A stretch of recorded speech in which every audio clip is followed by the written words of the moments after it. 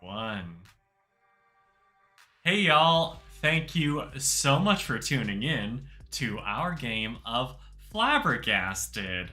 As always, big thanks to Fleur and Chelsea of the Wanderer's Tome for creating such an incredible game. It is a blast. If you haven't tried it yet, you should definitely check it out.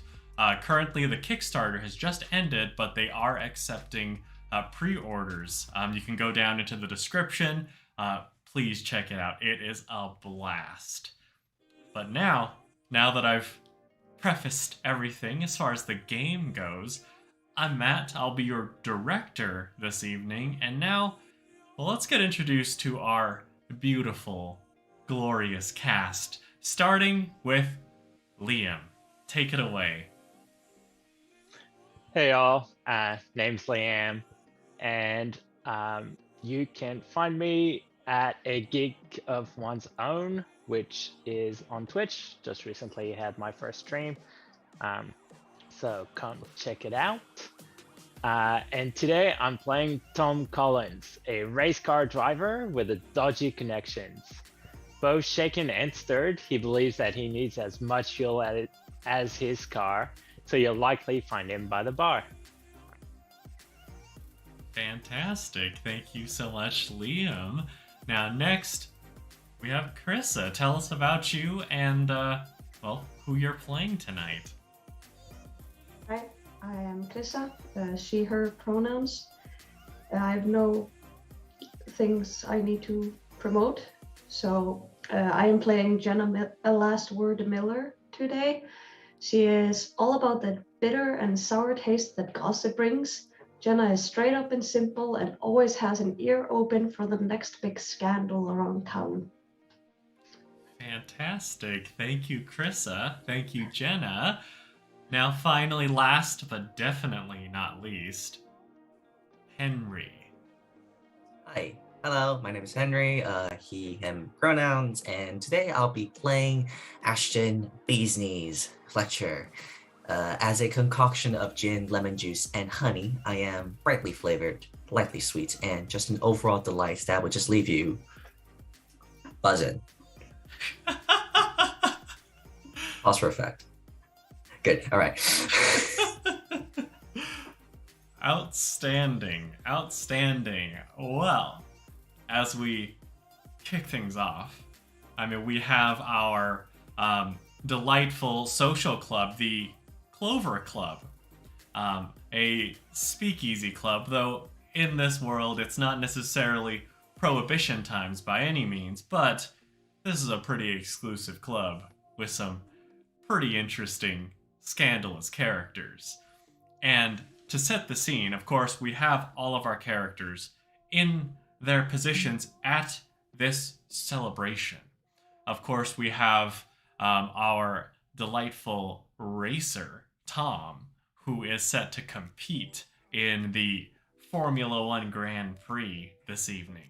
And of course, we also have our wonderful, I pictured kind of a mad scientist sorts, mixologist, our Ashton, who, I mean, is showing us some of his concoctions.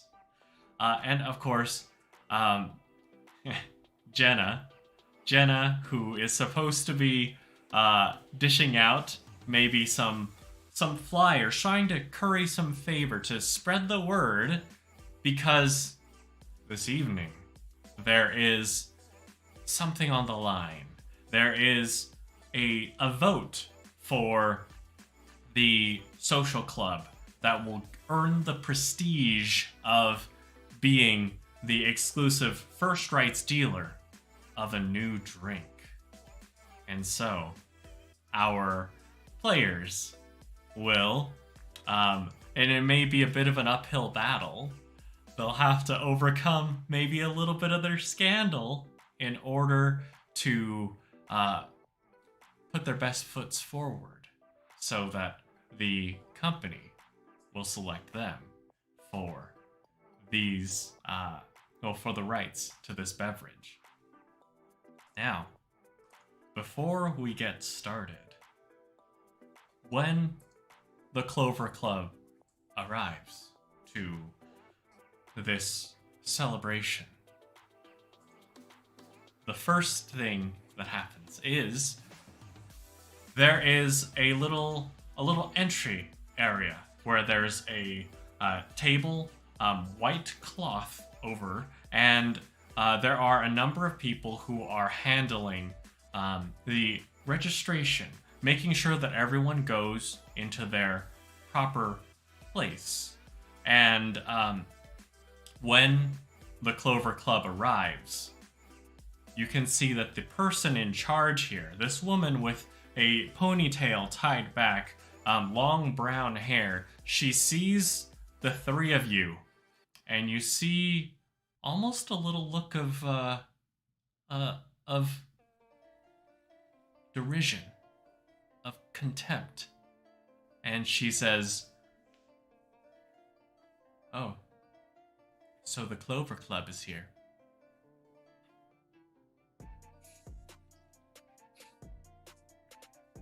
Why wouldn't we be? Oh, well, I thought you might be off getting drunk somewhere. I definitely didn't expect you to be anywhere close to on time. Well, How I mean, else are we gonna meet everyone? and also the drunk bit, so, like, for me, I'm not the one who gets drunk. I make everyone drunk, so, it's not the same thing. Oh yeah, he makes actually. great drinks. Yeah. Oh, well, in that case. And you can see that, like, when every time as another group comes forward, she's doing her best to accommodate and say, "Oh, where would you like to be?" But here, in this case, you see her, like, furrowing her brow as she looks at the placement of all of the kiosks, of the places where you might be set up to show off your skills, to show off your drinks. And she considers, and you can see her pen hovering over the corner spot. And you would know, if you're in the corner spot here, then, I mean, there are a lot of people who wouldn't even see your kiosk. What do you do? As she goes to do that, I'm just like, sorry, didn't really get your name, Miss. Oh, it's Marissa. Krissa, hello, nice. I don't know if Hello. you know about me, yes, but I am Ashton Fletcher of the Clover Club. People call me the Bee's Knees, and perhaps I would like to demonstrate why people call me the Bee's Knees, and I would like to use my first scene cue, a passionate display. So pick an artistic skill that you are very proficient in, and you give a passionate display every time you perform. All eyes are on you, and coincidentally, my passionate display skill is mixology. Whoa. So, I was like, so, Marissa, what type of person are you? What do you usually look for in a drink? Oh. Didn't expect anyone to ask me that. I'm usually out here in the front just taking care of business, but Yeah. I mean, usually people look at me as someone who's very focused on business. I want people to know that I can unwind now and then. So maybe a little bit more of a party animal sort of drink. Is there anything you might suggest for that? And you could see, like, on his side, there is a suitcase that Fletcher's that he has, and he just slams it on the table, opens it up, and it has like all the, like, little like, bottles, and like the shakers, the jiggers, the stirrers, and everything. It's like, focused party animal, right. And he just picks out everything. And so what he takes out 1 ounce of gin, 1 ounce of lemon juice, and half an ounce of simple syrup, and just a little bit in the corner, just champagne. He does like a few flips here and there, and just like into the shaker. Shh. and then it's like, a little bit of ice that he has in the corner, pours it in, shakes it around as well, and then with the double strainers, puts it into a glass that he just procures out, pours it in, and then he takes a little lemon, quickly, peels it, and then does a quick origami on it, just garnishes it off with a lemon twist. It's like a French 75. Ooh. And you see her looking at it as she takes the glass from you, but it's like she looks at it first, and then as her hands reach out, she makes eye contact with you as she lightly grazes your fingers, taking the drink, taking a sip, still maintaining strong eye contact, and she says, "Ooh, that's delicious." Yeah, see, we have the reputation of being drunk, but it has that reputation for a reason. I see. Surely you wouldn't want us to be in the corner, wasting all this skill. Oh, of course not, with such esteemed guests coming in. And you see her, the tip of her pen moves over from the corner spot into one of the central spots, where wherever you're going, you'll see that spot. Whether you're going to the stage, to the dance floor, to the food area, or even over to the races, once you enter, you immediately see this position. Excellent. Nice. Now, while that is going on, Jenna, one of the other people doing the administrative part here, kind of leans over to you and says, "So, Ashton wouldn't happen to be single, would he?" Well, last time I checked, yeah. Oh, okay. Good. You want me to introduce you? Oh, well. I mean, Marissa. Hey, Ashton. Oh, no, please. Just please. like, as soon as I pack up my suit, like, yeah? There's someone here to meet you. Oh, lovely. Hold on, let me just put all these things back in, because it's like so many things that you brought up for a display. It's like, oh gosh, oh. And Jesus. And this girl, Jenna, like you can see on her name tag, her name is Tabitha. And when you put the spotlight on her, and as like Ashton is taking the time to put everything away, she just runs. She just runs, shoving past all the other people. I'll see you later, tables. Tabitha. Oh, Nah. sorry, you called me? You called me, Oh, Jenna? Tabitha's gone. Who's Tabitha? I'm not really sure. Okay, cool. But yeah, we got a place now at Central, so that's good. Great. Great. Now that y'all have secured that, as you are going in, Tom, you hear a little voice from just outside the entrance, and it's a fairly young boy, probably in the like 12 or 13 range. It looks like he's wearing an ill-fitting suit. His hair is a little messy, but he says, "Hi, you wouldn't happen to be the famous Tom Collins, would you?" Yeah, that'd be me. Oh, awesome. I wasn't sure if you were gonna show up or not.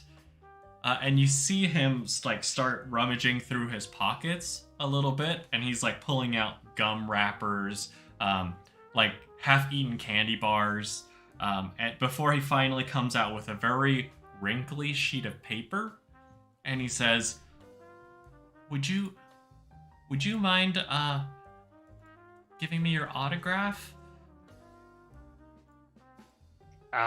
Yeah. You're my hero.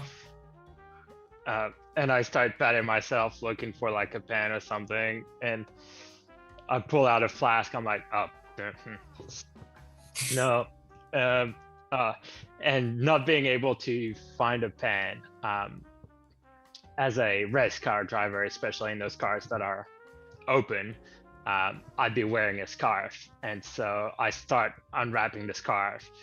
And I'm just like, oh, I don't have a pen, only the flask, and I'm keeping that. So, there you go. And I just kind of wrap the scarf, and it's kind of long on me to begin with, and on the kid, I'd probably wrap it like 5 times around him to where it's like covering up just over his eyes. I'm like, there you go, kiddo. Whoa. What, really? Won't you be cold? Oh. And I just pat where I put the flask away, and I'm like, I'll be okay. Don't worry. And then thinking about it. Well, just remember, kid, a man needs as much fuel as his car. thank you, Mr. Collins. I appreciate it. You just imagine like his voice muffled.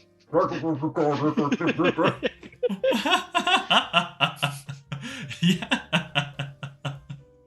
And then you kind of see him like stumbling away, not quite sure where he's going. He runs into I'm picturing like maybe as far as like directions go, he ends up running into the back of one of the people who's in charge of handing out like, oh, this is the booth you're going to. But now, y'all head on in, and I am going to swap my screen over for everyone watching the stream to the party map, because, and I believe I've sent this over on the Discord to everyone, this is the celebration. Y'all can see, of course, on the bottom left, all the tables with the food. There's a little arrow signaling the kitchen. There's the little dance floor to the southeast of said map, a stage to the east where you can see at the moment there's a band who's playing some smooth jazz for a few patrons who have already started to loosen up a bit on the dance floor. A couple older patrons. It's like you see two who are probably in their 70s. There's an old man with just wisps of hair, suspenders, khaki pants, but I mean, even though he looks like he's in his 70s, his moves suggest that he's probably in his 20s. Like the way he's rocking them hips, not to mention who you imagine to be his wife, also in her 70s, wearing this long blue shimmery dress, pearl necklace, a pretty big, healthy perm with her gray hair, and the two of them are just unleashing the beast on the dance floor. Now, to the northeast of said map, there are a few more kiosks, and of course, over there you would note that one of those spots was the spot that you would have been given if Ashton didn't have such a spectacular display. And then there are a few tables of hors d'oeuvres on the route to the west to the other kiosks, as well as, of course, the exit to the racetrack at the very tip-top north. So, we fast forward a little bit as, of course, y'all got set up, and, well, we've got, well, I'll go through each of y'all to see where you're situated and a little bit about what your character looks like. I'll start with Tom, I'll go to Jenna, and I'll go to Ashton once everything is set up. So, Tom, where you at? All right. Well, I mean, as soon as Tom had his little encounter with his fan, singular fan, he's gonna make his way to the bar, because after all, he's only got so much fuel on himself to last him through the race, you know, so he's got to keep that for when he's actually in the car. Right. Makes sense. So he's gonna head up to the bar and order. He's going to ask, boy, dark and stormy, please. Gosling Jim, Gosling rum, ginger beer. None of that fancy fizzy stuff you give to the kids either. I want the good stuff, strong stuff. Thank you. Yeah, I got you covered. And then he'll start mixing the drink. And with what you said, the way he does it is very functional, recognizing that as far as pizzazz goes, maybe the drinks are not where Tom likes to show off that flair. And so he's doing it very functionally, but very precisely. Now we switch over to Jenna. Jenna, where are you at? What are you doing? Jenna has found two of her friends by a tall table. She has strawberry blonde hair and brown eyes, and wearing a white dress with like light green decorations on the dress, but nothing fancy. She's currently leaning over the high table and also over the tray of like Clover Club coasters and flyers she's supposed to be handing out, but completely disregarding them as she's in the middle of this very juicy gossip that's been around about this Caroline and Jacob that should be hanging out and possibly doing something. Oh, I see. Great. So in a second, I'll come back to you with maybe you think of one of the names of your friends and I'll think of one. But then we'll go over to Ashton. Ashton, what are you doing at the moment? So I think Ashton now is probably the only one manning the booth at the moment, since of course he had to promote the Clover Club one way or the other. You could just see him, the same suitcase now opened. You could see all the equipment needed for mixology. But Ashton, he has scruffed curly hair. Brownish curly hair, glasses, quite clean shaven, and he has like a maroon blazer, shirt and tie, just pretty much that mad student, mad scientist look. And he's just having a blast. He's just having fun, just showing off his skill and showing off the little nuances of it. You told about the bartender that was serving Liam was very functional. He is the opposite of functional. He is just pure pizzazz, everything into the show that enhances one's experiences when having the drink itself.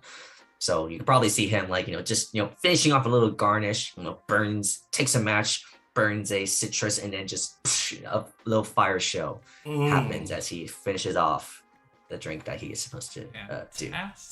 Fantastic. Okay, great. Well, as y'all are doing your thing, something does happen because y'all are in a fantastic position right now at the very center of the activity. Well, the stand next to you, Ashton, that one has yet to be filled. And you're looking around, you see there are quite a few different, companies and clubs that are already here. Clubs that are competing with y'all for this, the prestige of having exclusive rights to this drink. And then you see,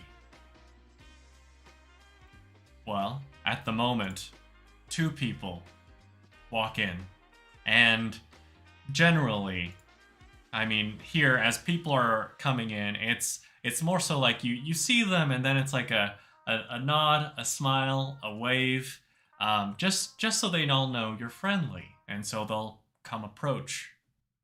But right now, you see two faces that you're not a big fan of. Jenna, as you're gossiping, you see out of the corner of your eye, and you immediately know who they are because they're walking in. There's two of them. There's one gentleman. His hair is combed over from one side to the other, very tight to his head. He is wearing a suit. There is a dark navy suit jacket, a black tie, white dress shirt. The woman is also wearing a suit and dress pants as well. And the two of them, of course, as they walk in, they look at y'all smugly. Tom, as you begin to take a little swig of your drink, maybe leaning up against the bar a little bit, that's when you catch the eyes of Karen and Edward, two of the leaders of your rival social club, the Bar Exam. And the two of them go up to the kiosk right next to yours, Ashton, as you're making this fiery drink. And Edward immediately starts banging away at a cowbell to get everyone's attention. And Karen points a finger over at what you're doing, Ashton, and says, "We object to your drink."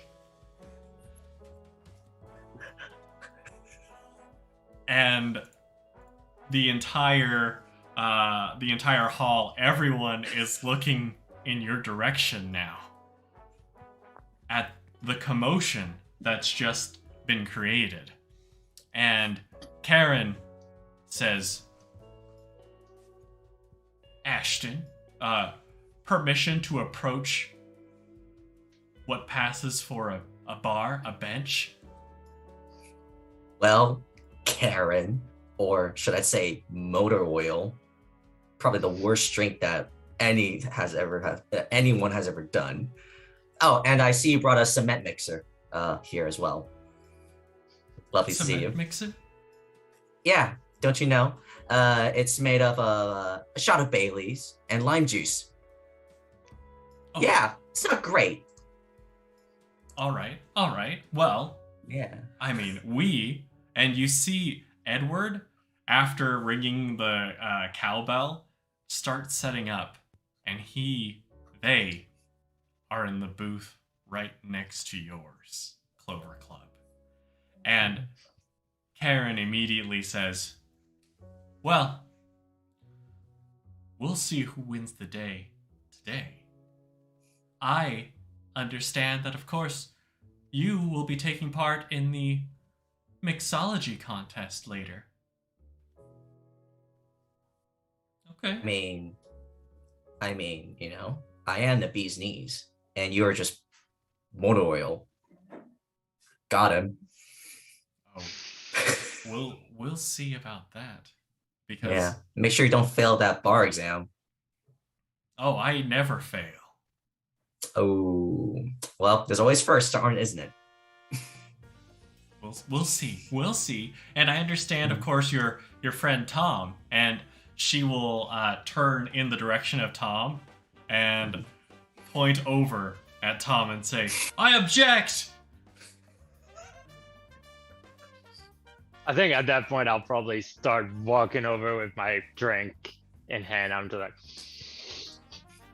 ugh. I thought I'd smell something. Motor oil? Yeah, but like not the good kind. See, this guy knows. No, I still have a headache from the last drink you guys tricked me into having. Ugh. Oh, a lightweight. What can I expect from the Clover Club? No, sorry. Rather someone that actually enjoys a good drink. Low quality alcohol always gives me a headache. Well, we'll see who has the last laugh. We've got some backup today. for... Yeah? Oh, yeah. You won't know what hit you. We'll see who wins the race. We'll see who wins the contest. And we'll see who gets that final drink. But seeing as how we're right next to each other, why don't we make a little wager, huh? Sorry, I didn't really quite get that. Your friend should stop the cowbell at this point. Oh, how about, and you see her like Sorry, louder. glare at Edward for a second, and Edward is just like, what? But she'll say, "Oh, sorry. It's just his presence there. I thought the cowbell was still ringing. No, sorry. Continue. You should really stop with that. Yeah. So here, if we win the rights, then the three of you will have to give up alcohol for a month. Drinking and what? mixing. What? Yeah. I mean, and Interest. who of the two of you is driving? Oh, we're not driving. Yeah, I didn't take you for drivers. Oh, You you'll don't see. have what it takes. You'll see. But So- if we win, you have to give up drinking and mixing for also a month. And also I'm you have to sorry. help us. Also, you have to help us promote the Clover Club. Jenna, out and about somewhere. We really need to promote our stuff. Oh, I like that. I like that addendum. I appreciate that. Yeah. Well- So whoever loses gives up the drinking, gives up the mixing, and promotes the other person's club. I mean, that hardly feels fair. You guys don't drink, and I wouldn't call that mixing. Are you chicken? Well, a little wager wouldn't help. And besides, healthy competition helps breed the better drinks in all of us. And I think what I do is I take, the two ginnies and I just pour 2 shots in it and hands it over to Karen and just to the best club. Yes. To the bar exam. To the And club she club. will shoot it. Yeah, just shoot it. I kind of approach. I'm like, can I also have one, please? Oh, don't worry, don't. No, I mean, don't. It Tom, feels like if this includes both of our clubs, I should also have a drink. Yeah, sure. And I just take the ginny, take the ginnies to support more. All right, here we go. And then Edward, all right, here we go. Yes. No, it's only fair. Mhm. And I think Jenna needs one. Do you want to make another one for Jenna? I'll get it to her. Don't worry. Yeah. I'm sure she's Yeah, fine. cool. Don't worry about it. Yeah. Right, okay. Great. So, at this point, I will say this, Tom. We are keeping track of health here, so when we reach a certain point, you may become, as they say in the game, scuffed, and hopefully you don't get to the final level for your race. At the moment, I've kept track. You have had 2 drinks so far, Tom? Is that correct? Yeah. Okay. Good to know. Still doing good. Still feeling good. Yeah, so far. Doesn't sound good. So, Tom with 2 drinks, we have the wager on the table. Now, I'm going to cut over to Jenna real quick. Jenna, your 2 friends, what's one of their names? Rosie. Rosie. Excellent. We've got Rosie and we have Yara.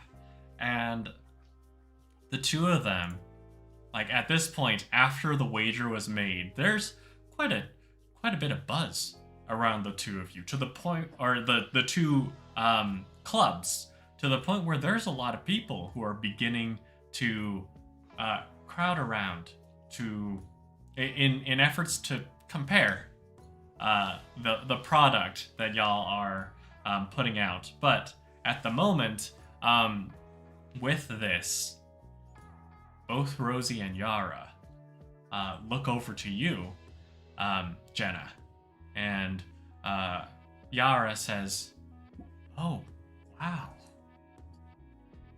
I mean, maybe it's not our business, but you might want to be a little, well, a little nervous about that." What, those cockroaches? Nah, they're harmless. They're just really, really annoying pests. Well, Rosie will chime in and say, "Well, sure, but the ringers they've brought on board, I've heard they're the best." Who did they bring?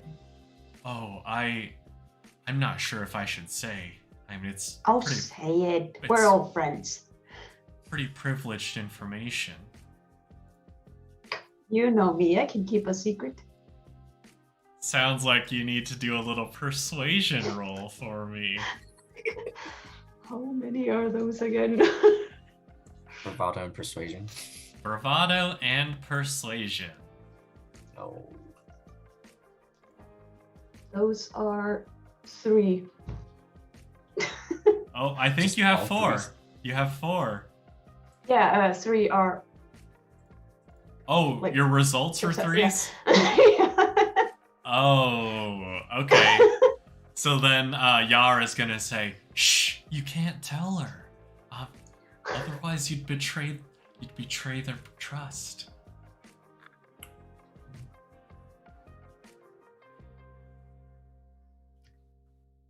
Don't you trust your old friend? Really? What have we not been together? Well, because we're old friends. We know what happens when you get a drink or two in you. That's why we have remedies. Yeah, but at the moment, I mean, and you can see like Yara seems particularly like she seems like she's very excited and wants to tell you, but like for the two of them, it's very much like it seems almost as though there's something very important that's blocking them from doing so. Rosie, could you do me a favor? Yes. Could you take these coasters? They're not really helping me promote the club. I'm just gonna go with the flyers. Could you bring it over to the guys? They probably need them right now because there are so many people. Sure. I can. Why can't you do it? Because it's too crowded and I need to promote the club. Okay. With And the flyers. she just kind of looks at you, side-eyeing you as she takes the coasters and heads in the direction of Ashton, and the kiosk. And by that point, Tom, are you still there, or have you headed in another direction? I think I'm going to head towards the racetrack, if I can. Okay. Tom heading towards racetrack. Great. All right. So, Tom, with you heading over there, Ashton, what are you doing in the moment?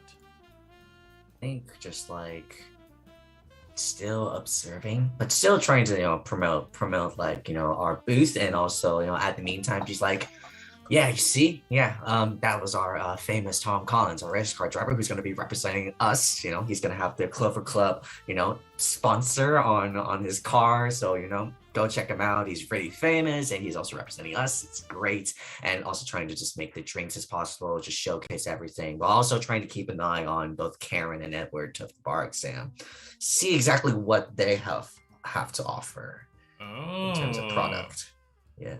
Okay.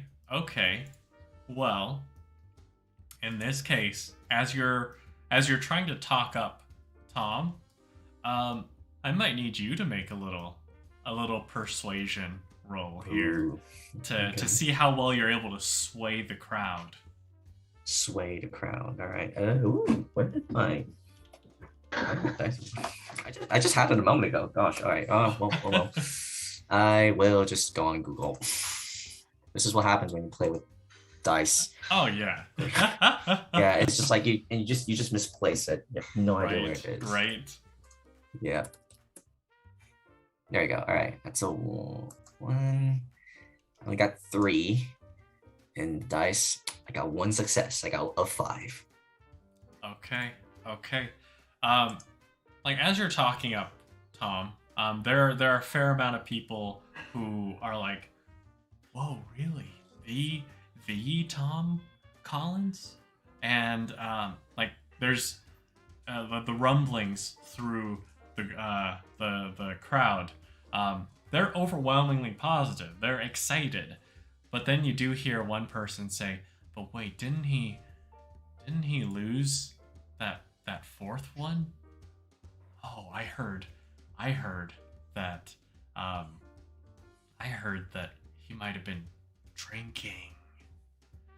And that is when Karen will step in and say, let's see.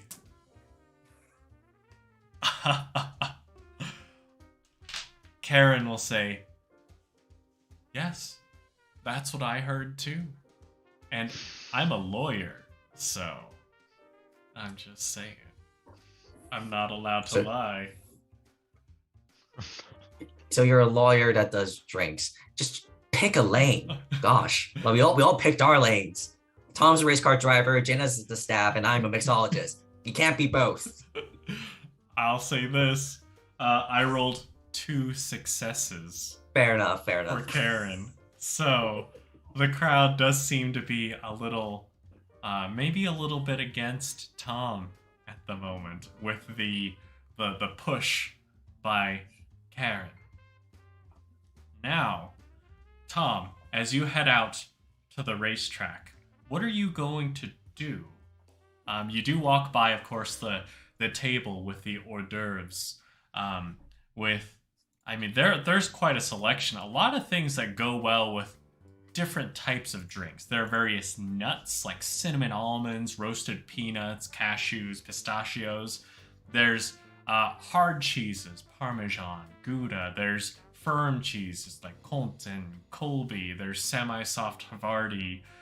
There's even blue marbled Blue Jack. And of course, there's salmon and caviar. There's even a section that seems a little odd, but there are, of course, some beverages that go perfectly with these, where you see fish and chips, chicken wings, falafel pockets, and of course you do go by quite a few of the kiosks before you get to the door. Do you want to take any stops, or are you heading straight out to maybe meet your pit crew? Well, I'm a little bit hungry. I think I need to stick with the plan. I can't get distracted. So I'm gonna just take all those smells in, and I'm like, I'll come back. And I just keep going straight to, yes, indeed, to check in with my pit crew. And I've got an idea of something I'd like to do. Oh, okay, great. Go for it. All right, so when I get to like where all the cars are, I kind of go for a wander. I kind of walk up and down to look at all the different crews and all the different cars, and I try to see if any of them kind of bear the symbol or any sort of representative aspects of the bar exam. Oh, okay. Great. Yeah, you definitely see. Maybe it's just because of the aesthetic that they're going for, but you do see one pit crew that stands out, and they don't look happy to stand out like this, because while everyone else has their like jumpsuits and whatnot, that's very suitable for movement and also like stain repelling. There is one group that is dressed all in suits, and they're all moving around very clumsily. You can see like a tie that has been loosened a little bit, oil stains on their white button-up shirts, and of course their car has gavel insignia all around it. What do you want to do, Tom? I'm just gonna approach and I'm gonna look at them and I'm gonna be like,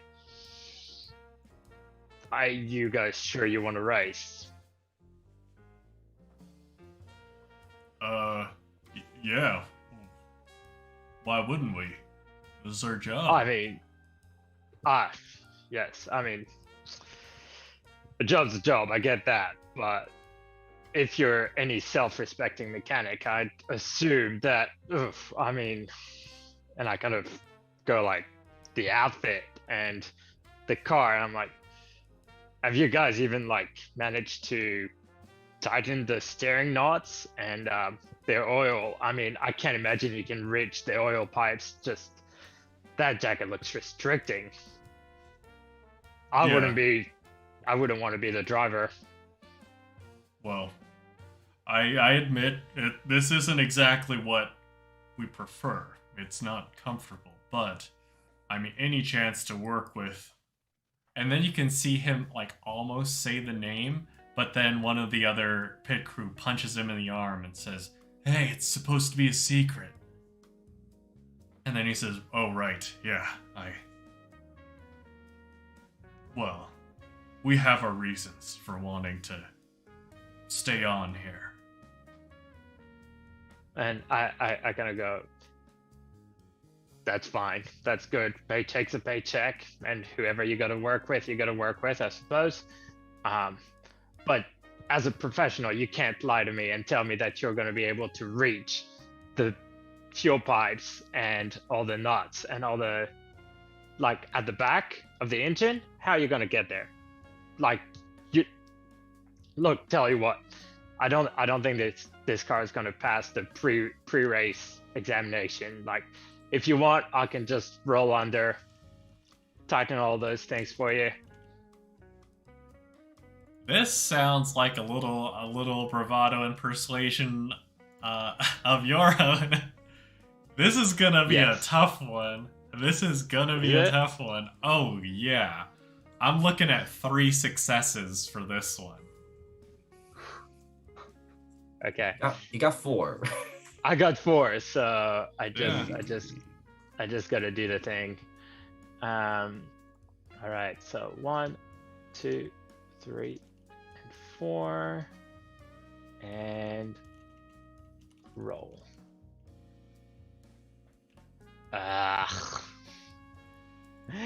That's only 2 successes. I'm so close. So close. So. Oh, did you have something else? No, let's just see how this plays out. Okay, so in this case, I'll say this. The way you go about it is with enough class and grace, with 2 successes, that they seem like they're not detecting any sort of shadiness in your words. And they think, oh, you're just trying to help, but they say, oh, no, please, just want to make sure that, I mean, no offense, we just want to make sure we get the credit for working with such a celebrity. Yeah, I mean, as long as the celebrity makes it to the end of the race, I suppose that will be a good reputation for you. If they don't, though, because you couldn't get the car ready. I mean, it's not your fault. Like these outfits, I cannot imagine working in them. Right. But hopefully, yes, you're right. You will get all the right reputation from having done a job well done, or to the best of your ability, given what you're given. Yeah, and can you imagine the photo op at the end, where we're right behind him, and we all have suits on? We'll be famous. Stained in oil, and then at that point I kind of go, and I kind of reach to his tie, and I just kind of straighten the tie a little bit for him. I'm like, there you go. That'll look great in the picture, I'm sure. Thank you. Appreciate you. Because, Tom? What's Tom, it to you? right? Oh yeah, I've seen you before. Oh, tough race, that last one. Yeah, well, the next one will be better, no doubt. At least my crew's wearing the right outfits. Yeah. Good luck. And Good luck to you. We're gonna switch back over to Jenna. Rosie, having left, heading over to Ashton at the booth, and you just see Yara there, and she looks a little like she's excited. She does look a little bit jittery. It seems almost as though maybe in preparation for this event, you would have known that Yara is when she's nervous about something, she tends to maybe overindulge in caffeine. And so she seems a little jittery, but like excited overall. So what do you want to do? As he's about to talk, he starts like handing out flyers to anyone who is passing by without even looking at them, and just straight talking to Yara. Okay. Sweetie, great. I know you want to spell it. Just do it. Oh, well, you know, I probably shouldn't. Do you want to do... You're shaking. I want to do a scene cue for soothing touch. Great. Excellent. Would you describe what that is? She looks over at another table and sees like these like salt sticks. I don't know if you have them, but she takes that and crumbles a few up and puts a bit of water and makes like a small tablet thing. And just like, trust me, you're gonna need this. Yeah. And then she starts sipping at it, and then she's like, oh, that's... It's disgusting, but you're gonna be happy afterwards.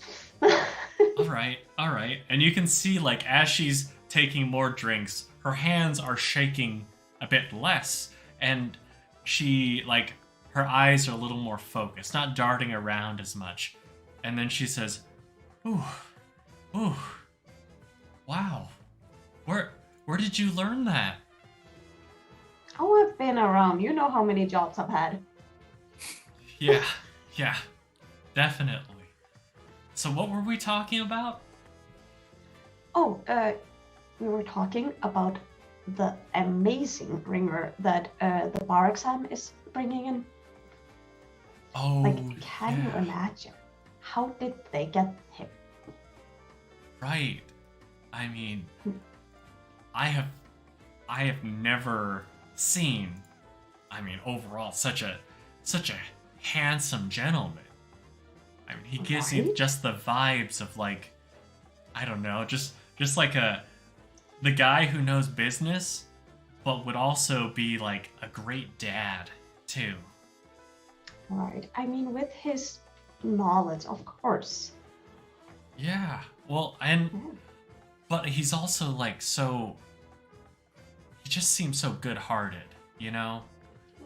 Like, whenever I hear him talking about his, like, whenever I've heard him talking about his kid, he just seems so down to earth, like a genuine good guy. What was his name again, though? Sorry, his name constantly. Like, his kid. I cannot, for the sake of me, remember his name. Oh, yeah. Well, his name's Atticus, of course. Oh, I meant the it's- kid. Oh, Scout. Thank you. Yeah. Cannot, for the life of me, remember that name. Yeah, I know. I mean, the names aren't very common, but when you see his face, that's not a face you'll forget. No. I do need to put out a few more flyers. Do you want to walk with me? Yeah, I would love to. Can I help? Oh, yeah, of course. She hands her, like, a few flyers also. Great. So, the process of generating more buzz. In this case, how does Jenna go about this? Like, are you taking it more from the angle of like trying to convince more people to go over to the Clover Club kiosk, or is it are you like finding other other techniques to do so? She more like tries to talk to everyone as if they're acquaintances. And like she's very friendly towards everyone, and she's trying to bring them for the sheer fact of her being nice. Oh, great. Okay. In this case, here's what I'm gonna do. There are quite a few people you might run into here. Would you mind rolling just a die 6 for me? Yep. This isn't gonna be a high or low is good. It's just a little random chance as far as who you find. 1. Okay.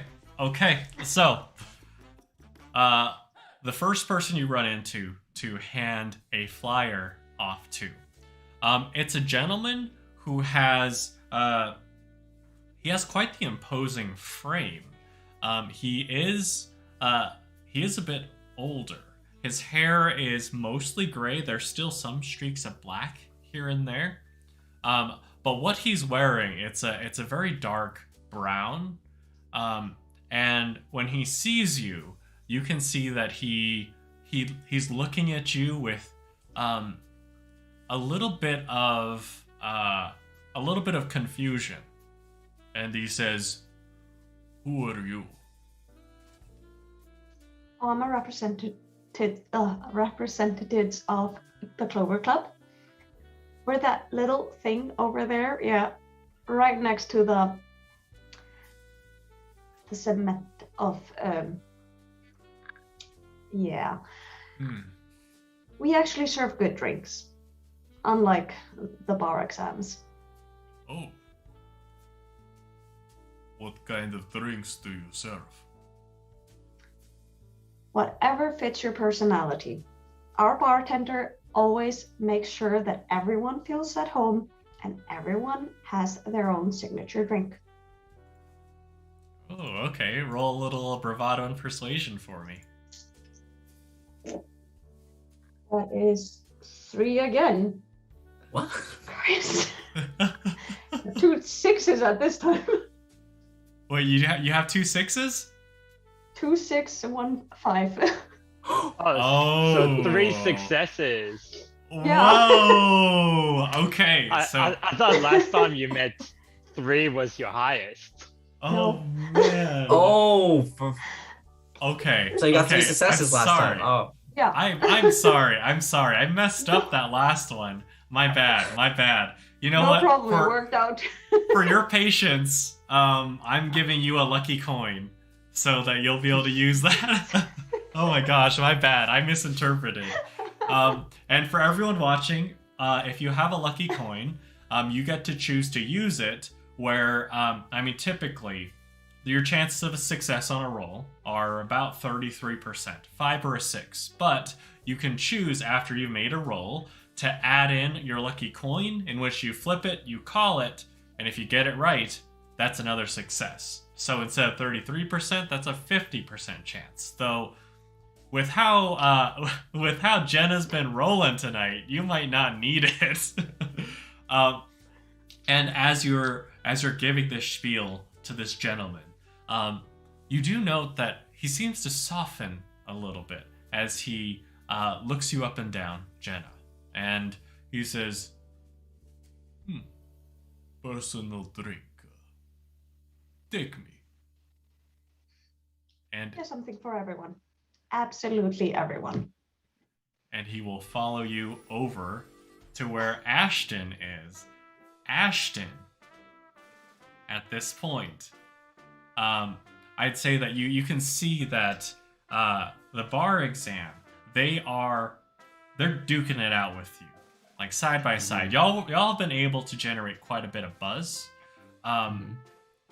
to the point where like there's even a kiosk a little bit farther down, where one of the gentlemen comes up to you, and he's kind of like looking at what you're doing, and he's looking at what the bar exam are doing. And it's like he's not in the way by any means, but he definitely looks like he's snooping. What do you want to do, Ashton? Yeah. Well, as any usual, customer comes to my booth, I was like, "Oh, Jenna, thank you so much for bringing this lovely gentleman to the booth. Sir, how may I address you today?" Young lady here says that you make personal drink. Yes, yeah. It's almost like psychology in a sense. I take whatever you're feeling like today, and I basically incorporated that into the drink that I make. Hopefully it suits your taste. So, Mr. My name is Smyrn. Smyrn. All right. Smyrn, how are you feeling today? What do you look for in the drink? I feel a little cold today. Right, a little cold. Maybe something to warm you up a little bit. A little more caffeine. I know, just the thing. Yeah. And Tom actually has the same idea with me, because he missed it. But I take out a little coffee jug from my suitcase. Take a little fluid of ounce of vodka, put it in the stirrer, some ice in it as well, just a little dash of cream and milk in it. Shake it all up, spin it around a little bit, just double strain it as always, and serve it over ice in a highball glass. A white Russian. Would you mind doing a little creativity and passion here, just to see how well you were able to come up with it and make it in line with what he wants? All right. Well, I found my dice, so here we go. Yes. Yeah. It's not great. Okay. 2 successes, a 5 and a 6. And you can see, like, in the process, there are some moments where his eyes are brighter, like the coffee. But then when you bring out the cream, he scowls a little bit. But then just seeing how masterful you are, blending these ingredients, mixing everything together, he does stick around. He does still stay here. And then he goes to try your drink. And then you see, like, his face has been generally fairly stoic, though there was a little bit of confusion in his eyes that you picked up earlier, Jenna. Otherwise, his overall his features were very stony. But as he takes a sip, you see it soften a little bit. And his face widens into a smile, and he says, This is good. Yeah, no one really expects the milk, of course. Milk and alcohol doesn't really mix that well. Right. However, Yeah, but I mean, whenever we're young, we always love to drink milk when we're young. And, along with coffee, what's the perfect combination with it? Yes. It reminds me of childhood. Mm. I haven't had milk in ages. Mm. I thought it To a was simpler, happier time. Yes. I turned my back on simple and happy long ago. Perhaps I should turn back around. Mm. Thank you. Yes. And You're now, welcome. And I kind of like slaps him on the shoulder and like, see, I told you he could do it.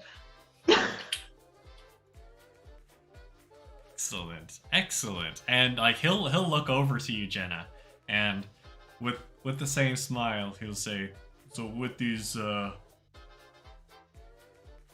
your name?" I'm Jenna Miller. You? It is pleasure to meet you, Jenna Miller. Smyrn, Victor Smyrn. Victor Smyrn. It's very nice to meet you, and I'm very happy that you're happy with your drink. I am happy too. I have not said these words in I forget how long. Well, Now, this is what we aim for. perfect. With that success there, you do note that there are some people who are milling about who do see Mr. Smyrn, and they look a little they look a little in awe, and your successful creation is able to generate a little bit more buzz to your kiosk. Now we go back over to Tom. Tom, after you attempted to get under the workings of the car, but unfortunately missed the mark just a little bit. What would you like to do? Wanted to help. I don't like your tone of voice and the assumptions you're making here. I just wanted to help. Professional courtesy. Oh, sure, sure. Gosh. I am absolutely sure that's all you wanted to do. Yes. So Tom, all right. So Tom is going, since he wasn't able to help the way he wanted to, he's going to find someone else because he feels really bad. Like this pit crew is really just understaffed, overdressed. They probably need a bit of help. And I know just the guy. There's someone that I used to work at the factory putting together cars. He knows almost as much as I do about cars. And he's probably around somewhere. And I'm going to use the SynQ man about town. You know the city like the back of your hand. You know where to find the right people for the right deal.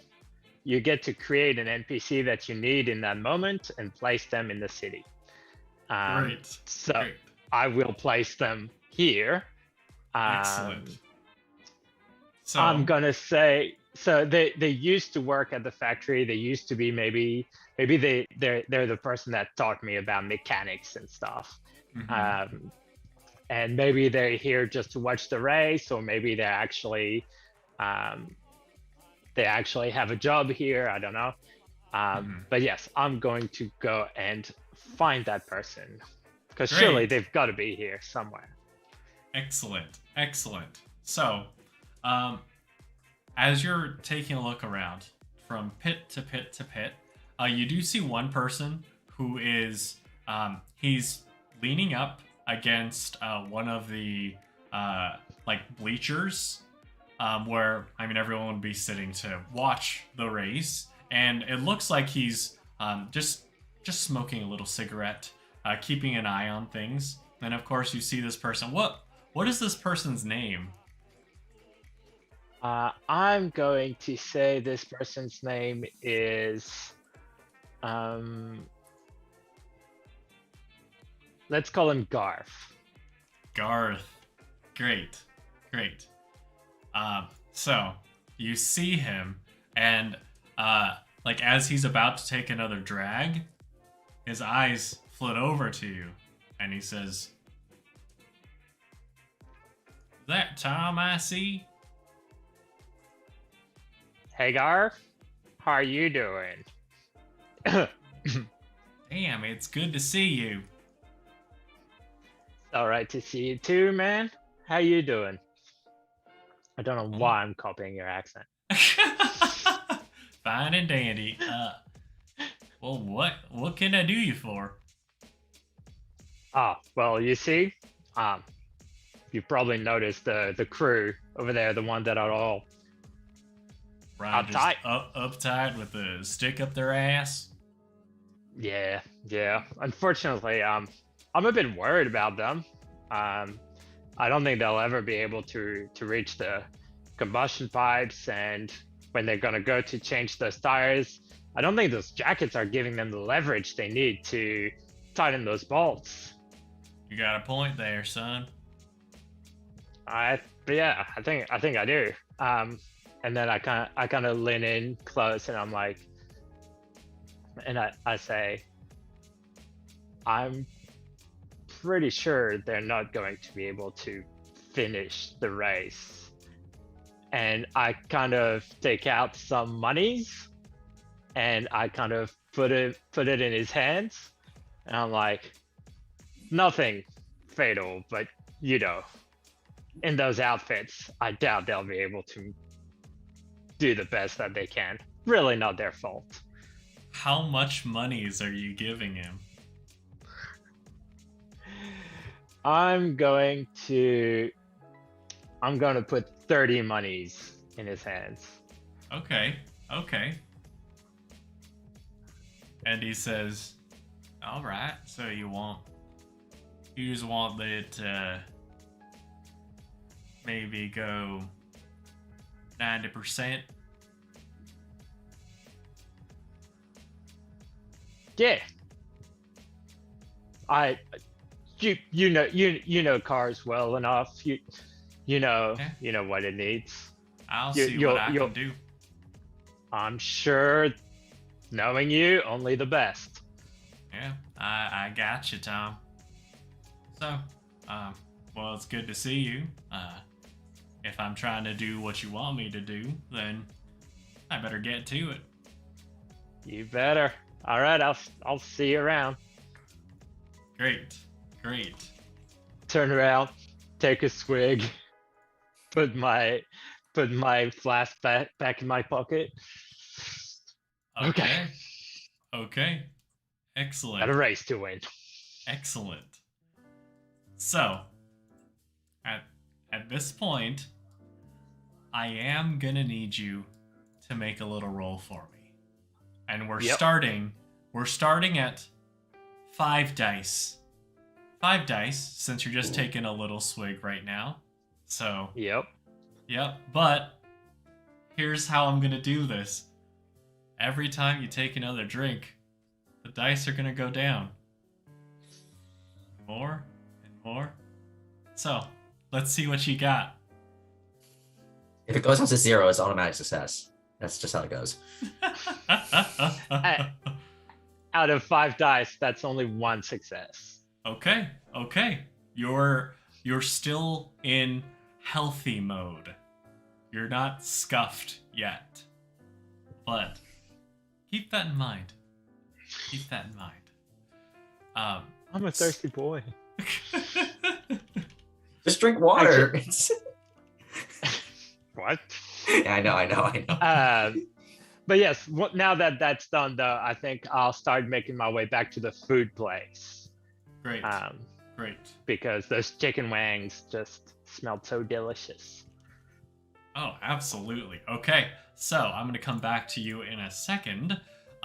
Right now, Jenna, you were able to sway this gentleman, Smyrn. What would you like to do next? Where would you like to go? Is Jara still there? Yara is. Yes, Yara is helping you with the flyers. I'd say you probably split it off in some ratio, and she like feeling better now, less jittery. She's very happily Yeah. helping you out. Yeah. Jara, do you want a drink? Oh. Sure. You don't need to, but just if you want. Yeah, I would love a drink. Ashton, could you whip something up for her? Sure. Something Love to. soothing. Something soothing. Oh, Yara, nice to meet you again. Love to see you along with Jenna, as always. Yeah, it's As lovely to see you he's too. making the drink, she's gonna like go over and get a pen and paper from Ashton and start just writing down just as he's making the drink. Okay. Oh, okay. Okay. Great. So in this case, Ashton, I'm gonna need you to call on that creativity and passion again. All right, here we go. All right, and as I do that, I just basically ask her, it's like, what exactly do you look for in a drink? That's a 1 success. Well, whenever I'm looking for a drink, I'd like to think that I'm fairly open-minded. I mean, if the mood strikes, then I'd be up for pretty much anything. So you're pretty much open to anything, huh? You Yeah. gotta give me more than that, you know? Like, what are you feeling now at the moment? I would love to give you more than that. I mean, you know, just something exciting, if you're into that, or even just normal would be fine. It's been a while. He pauses for a sec. We're still talking about drinks, right? Oh yeah. And I kind of looks up just no. You see, sometimes I just get mixed signals. Like, you know, as a bartender, it's just like, you know, Oh, something like I'm that. sure. But no, I think I just have to think for you. He just basically gets you know, in the ginny, 2 ounces of light rum, 2 ounces of pineapple juice, a teaspoon of grenadine, and you know, shake it all up in a glass, and just a little garnish of mashing of the cherry, where he just flips it into the cup it's in. A Mary Pickford, named after one of the most famous silent movie stars in the 1920s. Thank you. And you No see worries. her like as she begins sipping on it, she's maintaining eye contact but looking like up at you as she's taking that drink, and she's downing it fast. Like, even though the way she's drinking, it seems like more like a sip, but it's like you see the liquid immediately go down. She's like, oh, wow. I could see the mouth, like, you know, through the glass just opens very, very wide. Yeah.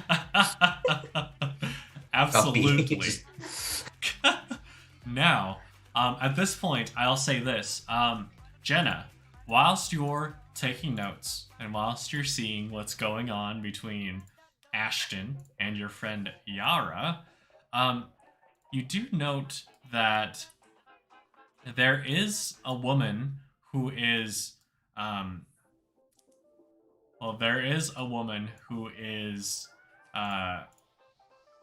who seems to be like really eyeing your kiosk, though she's keeping her distance. She looks a little bit nervous.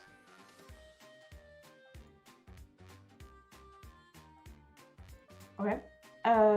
She's gonna finish writing the note, rips it out of the notepad, and like hands it to Ashton, and then she's going to circle and like hand out flyers, and as if she accidentally went to this woman.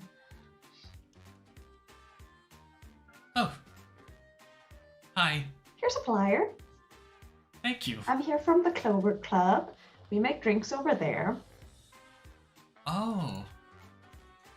I see. Are you okay? Oh, yeah, I'm definitely okay. Do you need something to relax? Are you sure you're okay?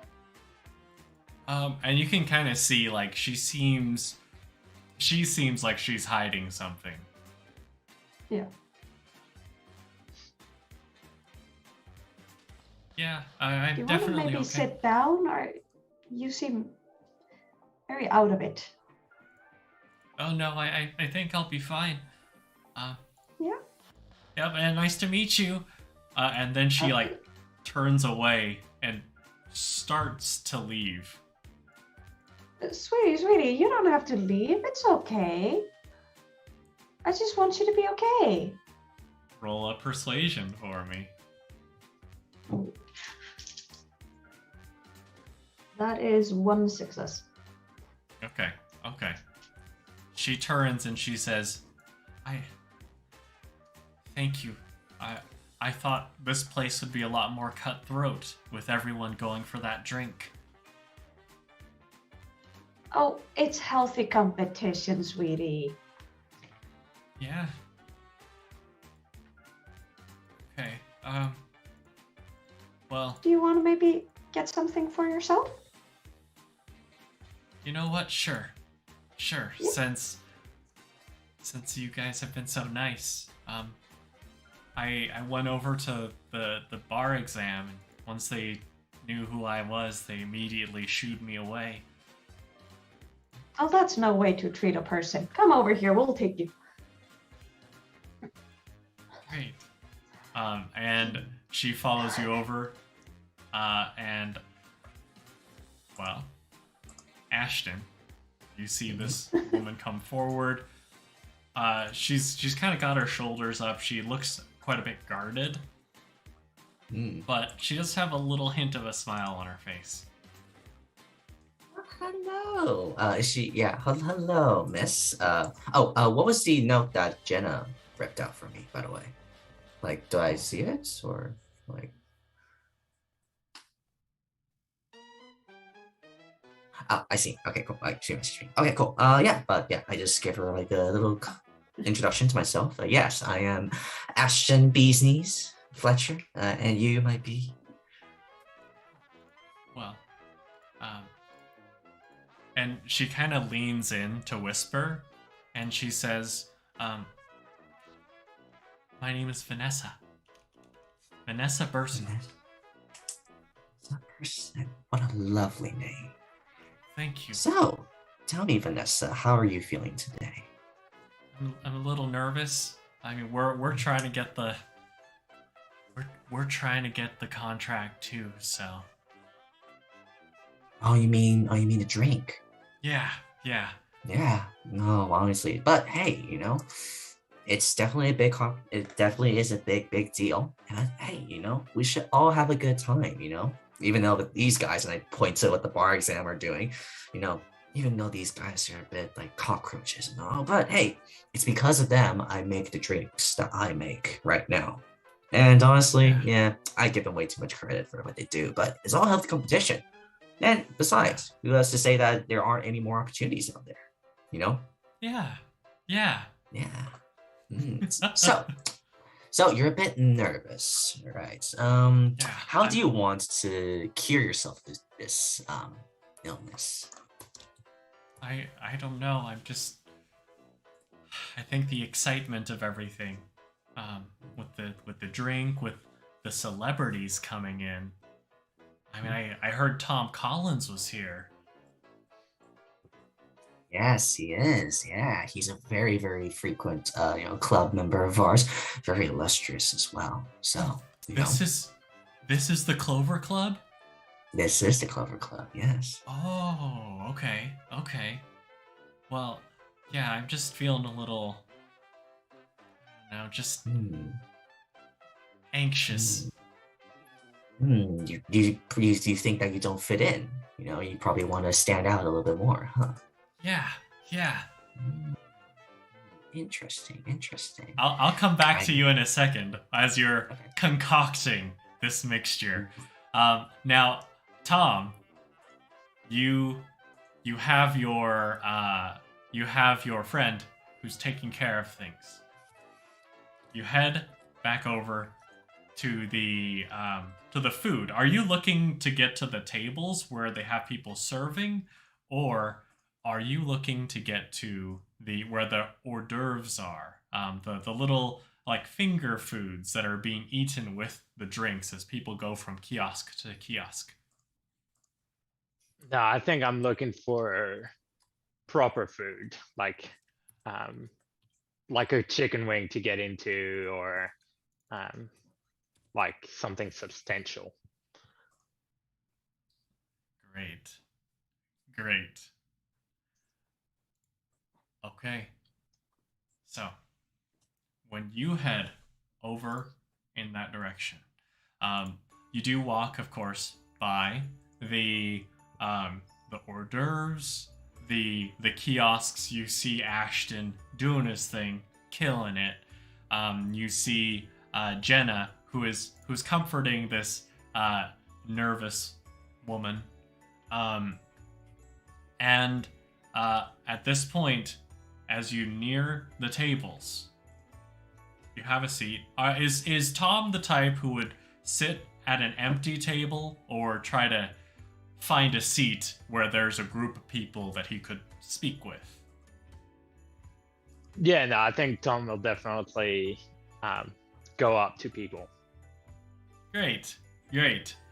So, Tom, in this case, you do find a chair at a table that's not too crowded, but there's a fair amount of people. There's like four other people here, 2 empty chairs. You have a seat, and a woman there sees you and smiles, and she says, "How you doing, handsome?" I imagine I've got like some crumb chicken. I'm just like halfway through eating, and I just look at it. I'm like, bit of a wink. Good. Good, thank you. How are you? Good. And then you see like her friend immediately puts her hand on her shoulder and says, "Oh, sorry, we really need to go." And the 4 of these friends stand up, and it's like their eyes are wide as they're looking behind you. And they leave their plates. They leave. One of them is about to leave their bag, even in fear, as you can see. I mean, with the lights and everything, shadows cast from behind you onto the tables. As they stand up, I kind of tell them, "Oh, living so soon." Well, and I kind of look back over at Ashton and Jenna. I'm like, the Clover Club booth. That's go say hi. And I kind of look to see if there's like a random flyer about, and there's probably not. But I'm just like, Clover booth. It's a good place. Well, check it out. The 4 of them are like half listening. They're like, "Uh-huh," as they begin to hurriedly run off. And when you turn to direct them towards the Clover Club booth, that is when you see 3 people standing behind you. 2 that are maybe a good 6'5", 6'9", and there's one Yikes. that's about 5'10". And this one is very clearly the leader of these 3. And you would know them, Tom, because this is the Rodney family. This is a family that you have, well, in some occasions, you may have worked with them, but in other occasions, less fortunate occasions, you've had to borrow money from them. And the gentleman, the shorter gentleman, he directs the two of the giants next to you. One of them puts a big meaty hand on your shoulder, and the other one pulls out a chair for Mr. Rodney. And Mr. Rodney says, "So, where's my money?" Oh, hey, Roddy. Roddy, how you? Rodney. Yes, that's what I meant. Your money. How much I owe you again? And you can see this look of rage on his face, and he raises a finger, and the one who just pulled the chair out for him punches you in the gut. And I need you to roll those 4 dice to see how your health is doing. Sure thing. All right. 4 dice. 3 successes this time. Okay, great. Your health is still good. Like, it took the wind out of you, but thankfully it didn't hit anything too crucial. Especially This as is you're... a chicken just fly out. Yeah. And the guy, like, he's like, ugh. But, well, Mr. Rodney says, "So, I have an idea." Yeah, me too. How about you stop getting your goons to punch me in the stomach in front of everyone? Well, I could do that, but where's the fun? I mean, Now. the fun is that you get to watch the race and don't get kicked out for like abusing one of the star drivers.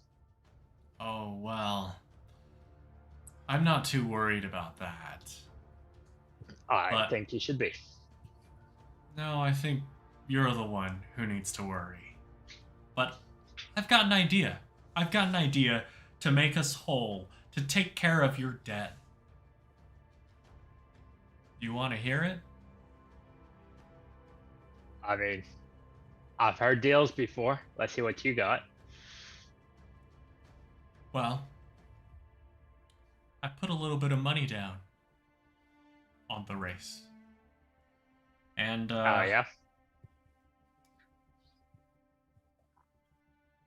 I want you to lose it.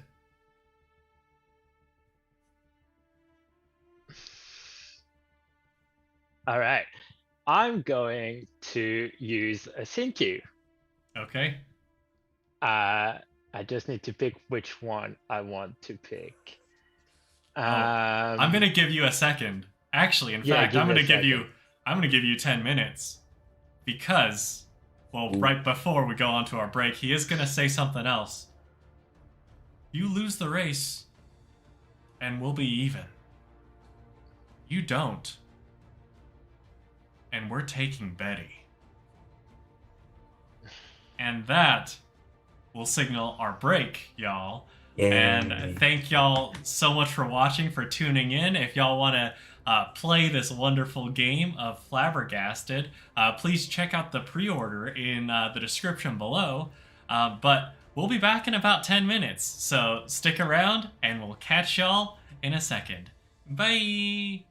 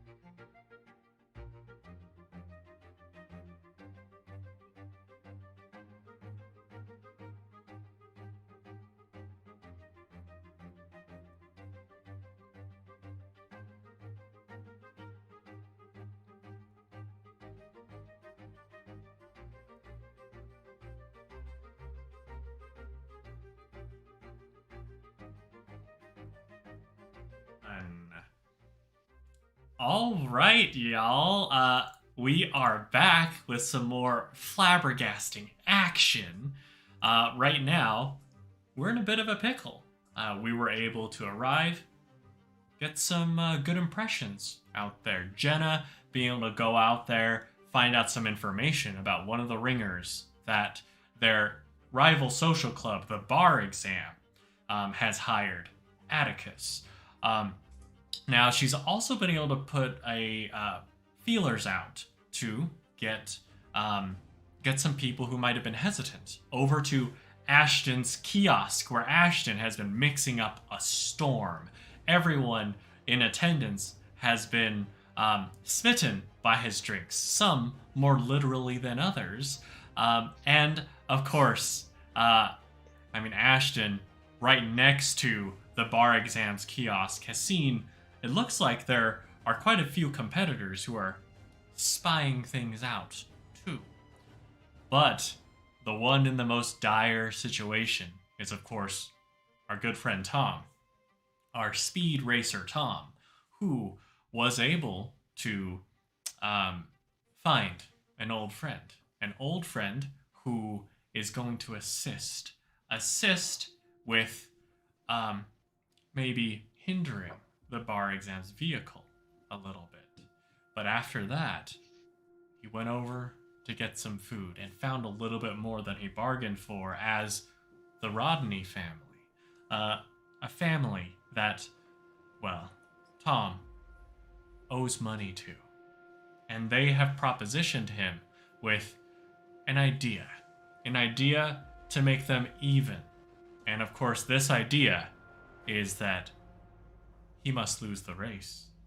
He loses the race, and they'll be even. Otherwise, they'll take his car, his beloved Betty. And that is where we pick it up. So, Tom, you have these two 6'7", 6'9" characters towering over you, while Mr. Rodney is seated confidently, waiting for your response to his proposal. And my response is going to be, as I said, using a scene cue called Headstrong. And Headstrong is everyone knows to steer clear of you when an argument is breaking out. You can win any argument and come out on top. If you believe strongly in something, no one can make you change your mind. And it does have the little plus scandal attached to it. Fantastic. And the way that looks is that when he offers that to me, I kind of take a deep breath, and then I just slam my hands on the table and I try to get up, and I imagine the big guy behind me probably just like pushes me straight back down. But I just say really loudly, Roddy, you would think that me, and I raise my voice to try to get people's attention, you think that I would throw a race. You can try to take my car. Yes, I owe you a little bit of money, but I have a sense of self-respect for what I do, and what I do is win this race. Who put you up to this? Did the Bar Exam put you up to this? And I say that really loudly to try to also undermine the Bar Exam just a little bit. Great. So, in this case, Rodney, he looks a little bit flustered, drawing so much attention here. And he hurriedly puts on his hat, and he gets up from his chair, and he says, you know what? Fine. Win the race. Okay. We'll see how this all plays out. But I guess it also depends on if you can win it all. We saw what happened last time. But he is going to nod at the two goons. And then, as he's beginning to walk away from you, he does say, hang on. Terry. And the 6'9" gentleman is going to give you a little parting gift of another punch in the gut. And I'm going to need you. Each one of these, you have 3 dice.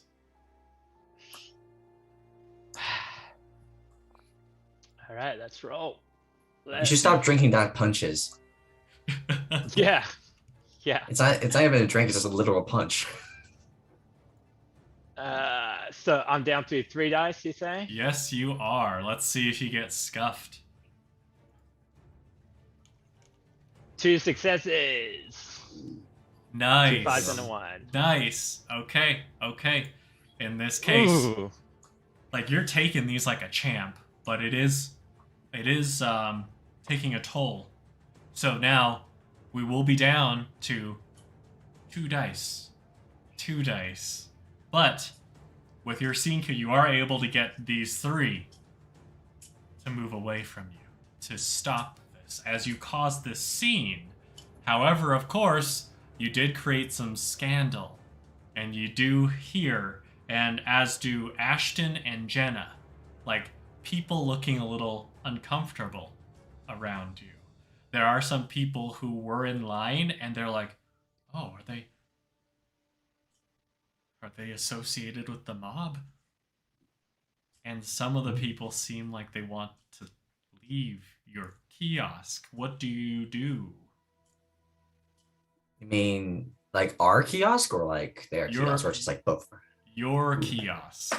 Ooh. Because, of course, seeing the association, the scandal is mounting. I kind of turn semi towards Ashton, just like, it is amazing what lengths some people will go to beat down the competition. Really? I know, right? Yeah. It's absolutely terrible. Just let it breathe. You know, just it's unhealthy. You know, we don't need to drag each other. It's good competition. Yeah, exactly. I don't understand why people are so up in arms about it. Jesus Christ. All right. Well, but oh wait, before we continue, I will have some rolls I need y'all to make. But first, Ashton, yes. You did make a drink for this nervous lady. I did. And what I am making is like, okay, right. So if you're nervous, you don't feel like you belong. You want to be you want to make yourself feel belong here. I got it. And so what I do is I take out 2 ounces of gin, fresh lemon juice, simple syrup. Then I take out a soda gun, a small soda gun from my suitcase, twirl it around like a cowboy, and into the shaker, mix it all up again, and double strain in a Tom Collins high glass, and serve it out, and then just a little garnish of lemon and cherry. Tom Collins, named after our illustrious driver. Hopefully, this will make you feel more belong here in this event. Great. I'm gonna need you to do a creativity and passion again. Yeah, that's fair. Nice. Ooh. Okay, so it's 5 and 6. So 2 successes.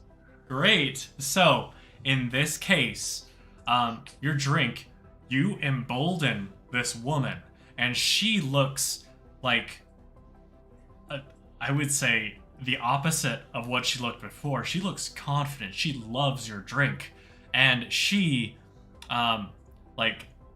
she stands proudly and raises a leg, a bent knee, leg on one of your casks, and she calls out, and she helps you in your efforts to try to keep your crowd.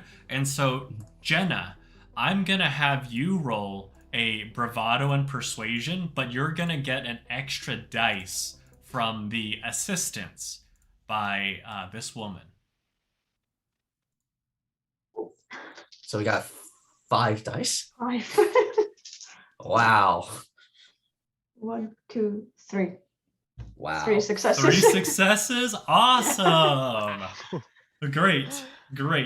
So, as you call out, the woman here, emboldened, is able to call, and you hear like the sheer force of her voice. It sounds, it's weird. It's a little jarring after having experienced her in her nervous state. But she assists, and like the crowd like simmers down a bit, and in fact they almost get a little bit excited. Now, of course, as you see this woman now supremely confident with her knee up, her leg on your cask, and they say, "Wow, are they really? I didn't think that the competitors would be so close with each other, would be willing to work with each other. I mean, the Clover Club and even the commissioned officer Morgan group. Wow, this is something to behold." As they start like clapping a little bit, but the people do stick around, especially with your resounding 3 successes. Now, Jenna and Ashton, the two of you do of course see that that your good friend Tom is a little bit maybe not at his peak, maybe not at his maximum. I'd say you could probably see the mobsters walking away from him. So I'll start with Tom first. Tom, after getting punched, what do you want to do? I think they gave me an idea, which sounds beautiful. I'm going to kind of straighten myself up, grab my last piece of chicken, do a bit of a wave to my 2 friends, just to say, you know, I'm okay, thank you. Right. And then I'm going to go for a walk, maybe outside. I'm going to use yet another scene cue. Okay. And I'm going to use street smarts. You've worked your way to the top, but you'll never forget where you started from.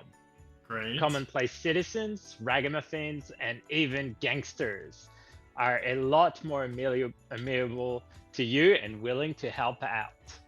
Okay. And this whole like, you know, trying to push people one way or another to like make things happen the way you want. I'm like, oh, that's not a bad idea actually. So I'm gonna look for maybe like if there's a gangster around that's a bit more friendly to me, one that I've probably paid back already. Great. Well, in this case, you do find someone.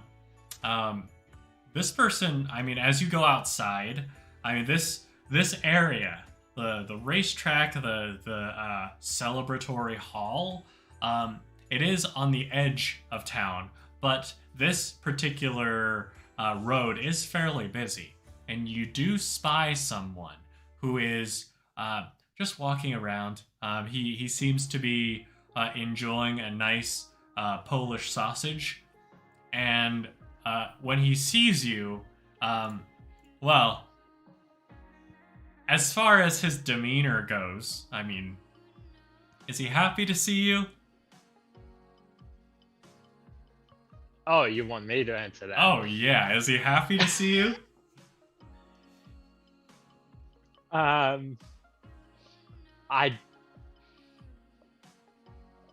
don't think he came to see me specifically. Yeah. But he always knows that when I come around, there tends to be... It's usually entertaining. There's probably a couple of times where it's backfired on him a little bit. but Great. he knows that if I approach him, there's always something interesting that's gonna Okay. happen. So I think Okay. he's cautious. Right. I'm gonna make a little roll, and depending on the result of it, will be like the last time you came to him, if that was positive or negative. Yeah, cool. Okay. And like as you come up to him, he's got this Polish sausage in hand, and he goes to take a bite, and he takes a bite, and then his eyes like turn over to you, and he says, "Oh no, please, Tom, why do I keep running into you? What are you doing?" Hey, buddy. How's it going? Thankfully good now. I've got lunch. You know how long it's been since I've been able to eat anything solid? Well, I mean, it's just, no, how long has it been? 3 months. 3 months. The beatdown I took. I can barely eat this. But it's so good. It's so good. I mean, enjoy that. I I've am. got, I've got a proposition, maybe a little something that you could do. Like, I mean, you remember, you know Ruddy, right? The Ruddy Yeah. family. Yeah. Yeah. My ribs know Rodney. Yeah. No, look, it wasn't fair. It wasn't right what they did to you. And I think I don't want to put you in their path anymore. Like, it's not right. You shouldn't have to deal with them anymore. I don't want to deal with them anymore. Exactly, and something completely unrelated to them, maybe. See, we've got this contest that's happening inside. You must have heard there's a new drink that's coming out, and Yeah. me and my buddies are obviously involved in that.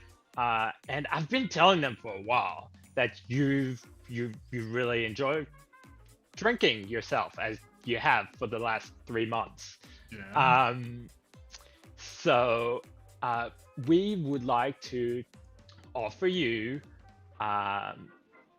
a membership in our club for everything you've done for us. Membership, but I mean, I do want to try one of those famous drinks that Ashton makes, but Yes, and I will escort you to the table myself. But before we can do this, the club, it's a bit of we're not just a club where anyone comes in, and I've been putting a lot of good words in for you, but essentially my co-club members have said, tell you what, if we win this mixology contest, we'll take your buddy on board. Buddy being you. really? So I thought maybe with your push and pull that you've got amongst people, you always know what to tell people to agree to what you want. And maybe if you had a chat with the right people to make sure that, we do make it through that finish line, Okay. then that would really put all your chances to becoming a club member with us. I mean, I'll tell you the password to the clubhouse. I'll tell you where it is. We'll name a drink after you, as we do for each member of the club. Really? What do you say? Yeah. That sounds good to me. Great. All I have to do is So, tell people that they should vote for you. yeah, I mean, tell the right people. If you bump into a judge that's actually has a say as to who should win, maybe you can tell them that, we're definitely the people that they should. And I kind of give him a wink. because he's a mobster, so surely Yeah. he's got his own methods. Right. And you'll really name a drink after me, huh? Oh yeah, we'll name it the Buddy, as we do. No, use my name. Oh yes, Sax. Yes, your name. Sax. Mr. Yes, Sax yes. Beach. Yes. I'm sure we can name a drink after you, Sax Beach. All right. I'm on it. But let me bring you over. I'm sure Ashton will love to put that one together for you right now. Oh god. All right. Finish your sausage, and we'll find exactly what you need to wash it down. Well, as you guys head up, the people at the front stop you and say, "Hang on. We know you, Mr. Collins, but who is this fellow? We only have 3 people here, under the Clover Club, so."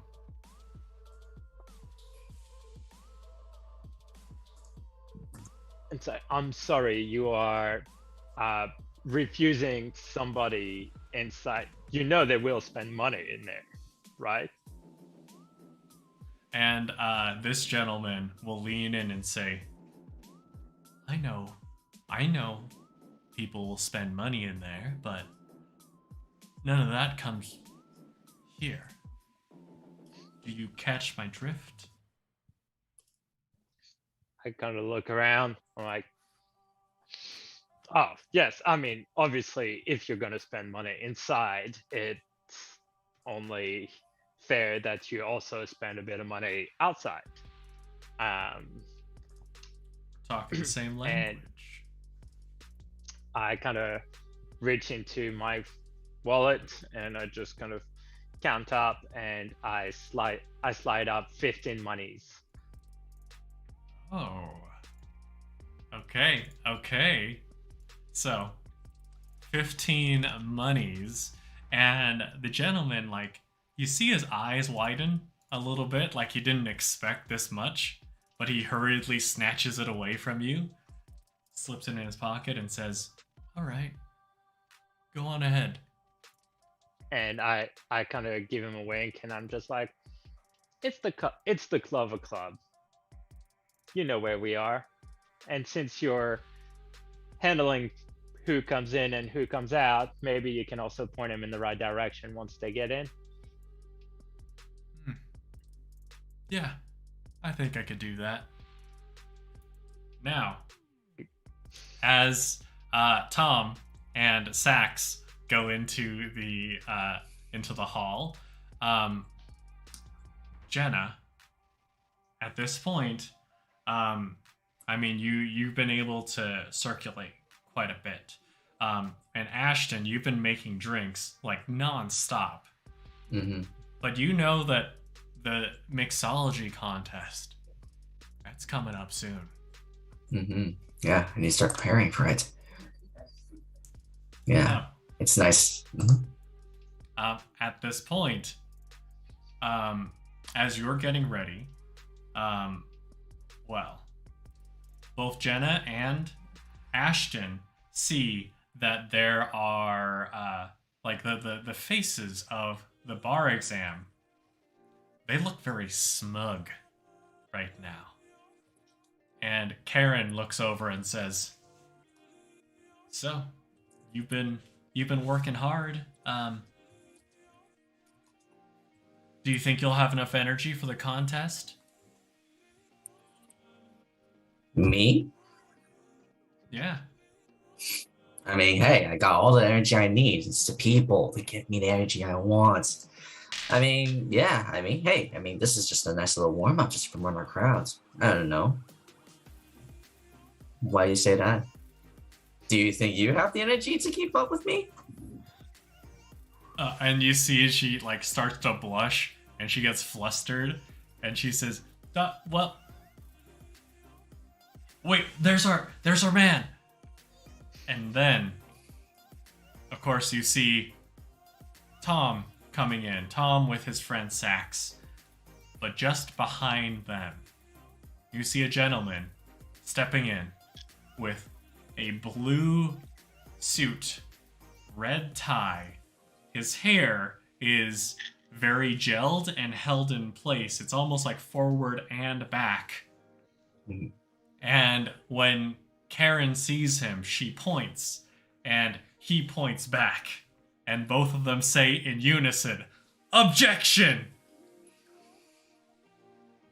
And then you hear, like, the crowd immediately go, "What? That's Phoenix! Phoenix is here! Oh my gosh!" And the crowd begins to go a little bit crazy as their mixology ringer has arrived. Now, while that's going on, Jenna, what are you doing? Not really much at this point. She's kind of just taking this all in. Okay, great. Like, while you're keeping an eye on everything, you do know, like, some of the kiosks nearby,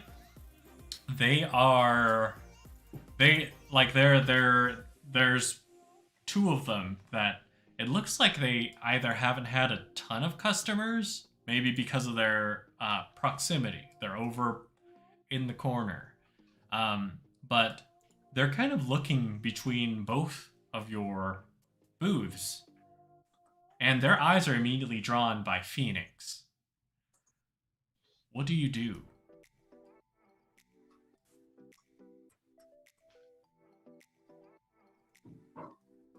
I don't know. She's kind of just stuck there. Well, I mean, these two, they're you do see, like, they're representatives from other companies, but they're, of course, here with these with the voting process. You do recognize that in addition to, of course, the judges' vote, there's also the vote from the individual kiosks themselves, and both of those have weight as far as who might get the contract at the end. And so you do see these two, and let me tell you who they work for. There's one that has, like, there's one gentleman that has a purple shirt on. His hair is a little fuzzy, a little bit longer in the back, and he's wearing jeans and white sneakers and white socks.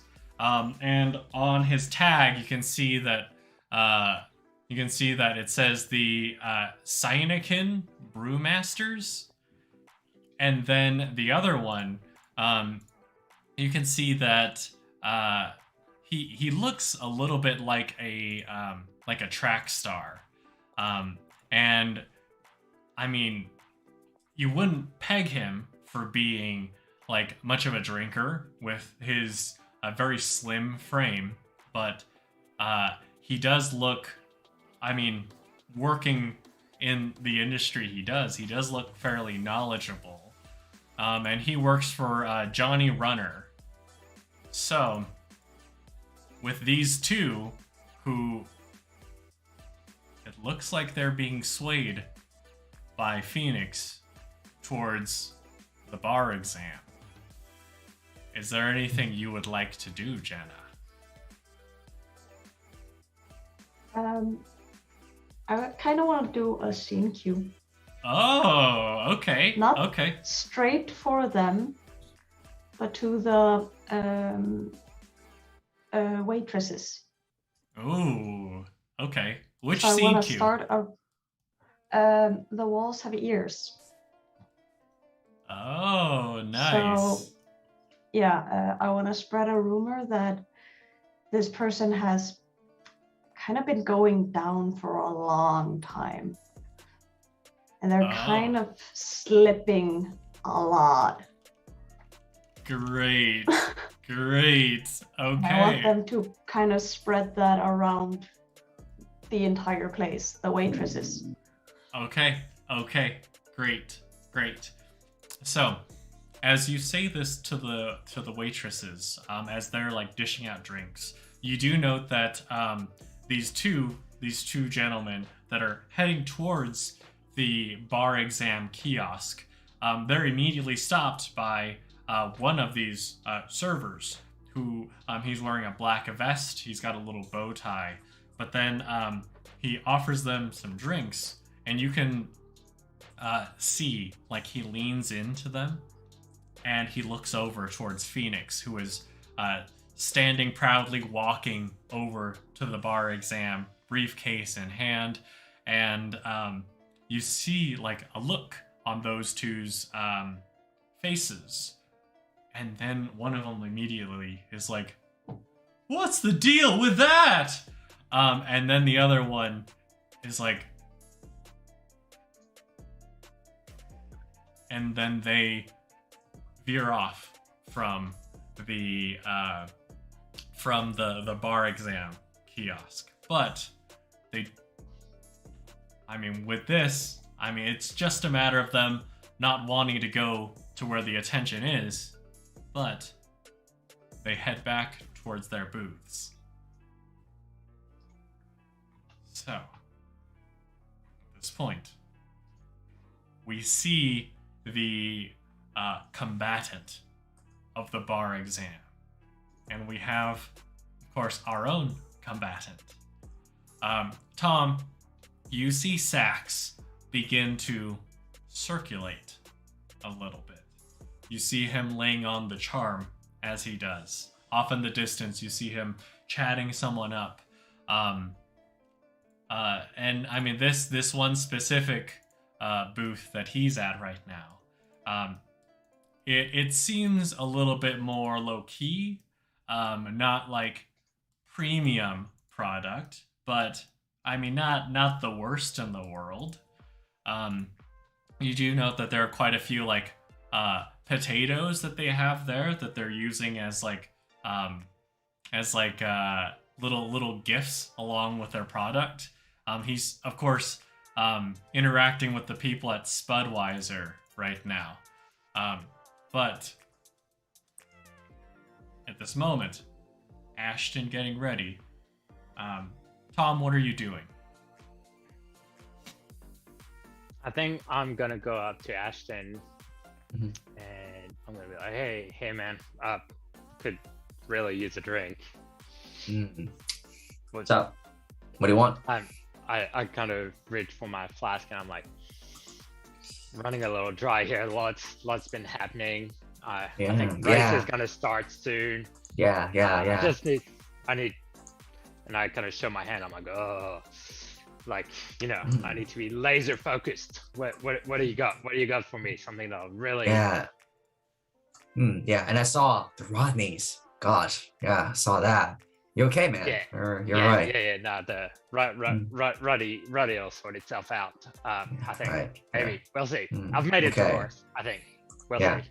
Well, I actually got just the right drink for you. And again, from the suitcase, 1 ounce of gin, half an ounce of Cointreau, half an ounce of Lillet Blonde, a little bit of lemon juice. And as I shake that in the shaker, and then I take out like a little perfume bottle, and in it is just absinthe. I just spray that around the glass just a little bit, and I take the drinks in the shaker, double strain it. A corpse reviver. Hopefully it will, liven you up. Great. Here we go, y'all. Here we go. It is the corpse reviver, but I believe we're at good luck. 2 dice. Yeah, we're down to 2 dice. Yeah. Oh my god, please. The corpse reviver. 1 success. Yeah. 6 and a 4. Okay. All right.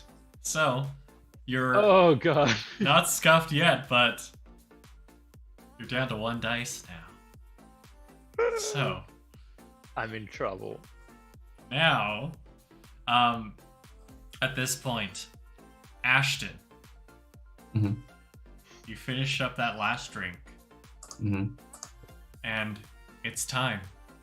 It's Mhm. your time to shine. So, you go up. Mhm. You've made your preparations. Yeah. And now, well, let's see some of that creativity and passion.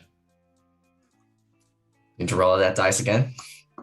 Oh, yes, this is for the competition. All the marbles. Nice. Nice. Okay. Got 2 5s and a 6.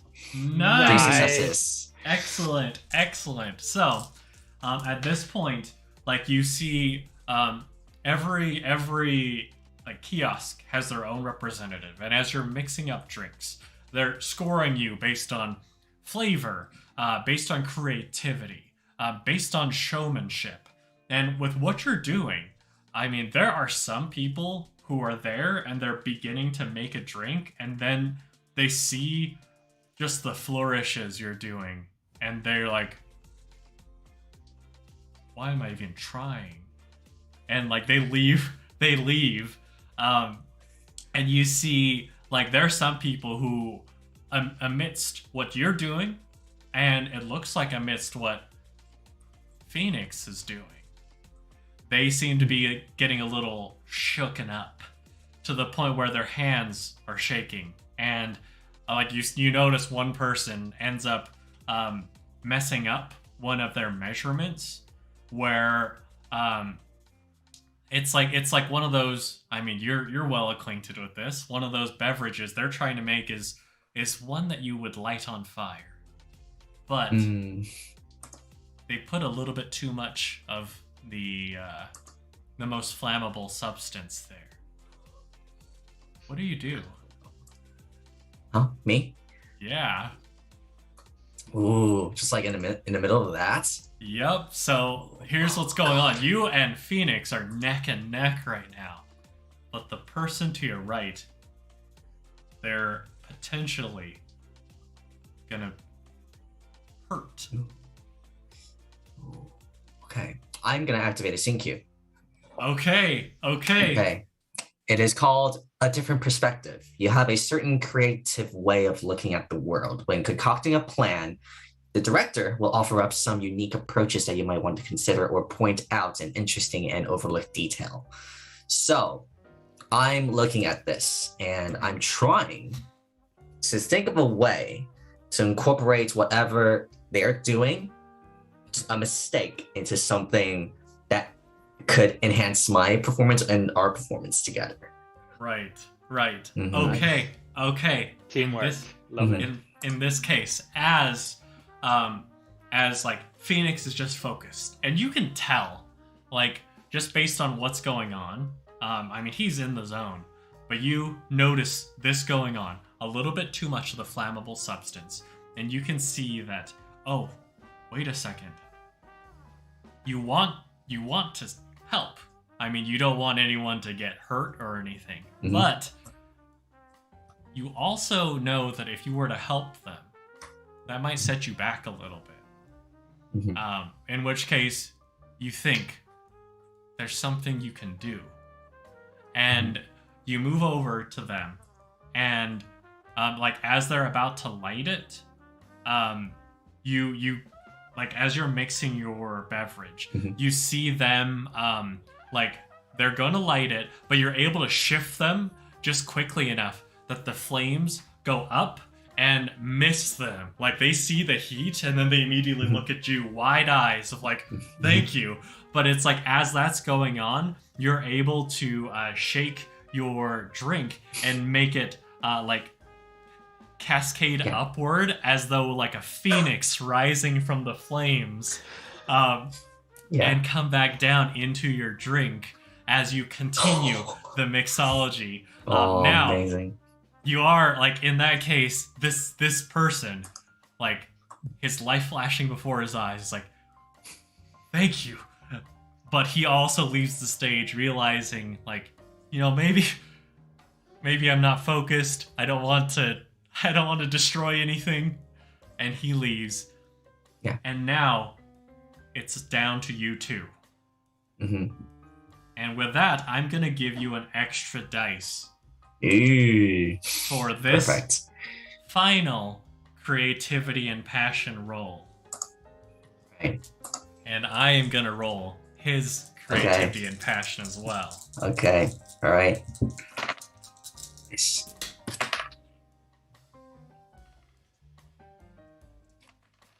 Yeah. I got 2 successes. Okay.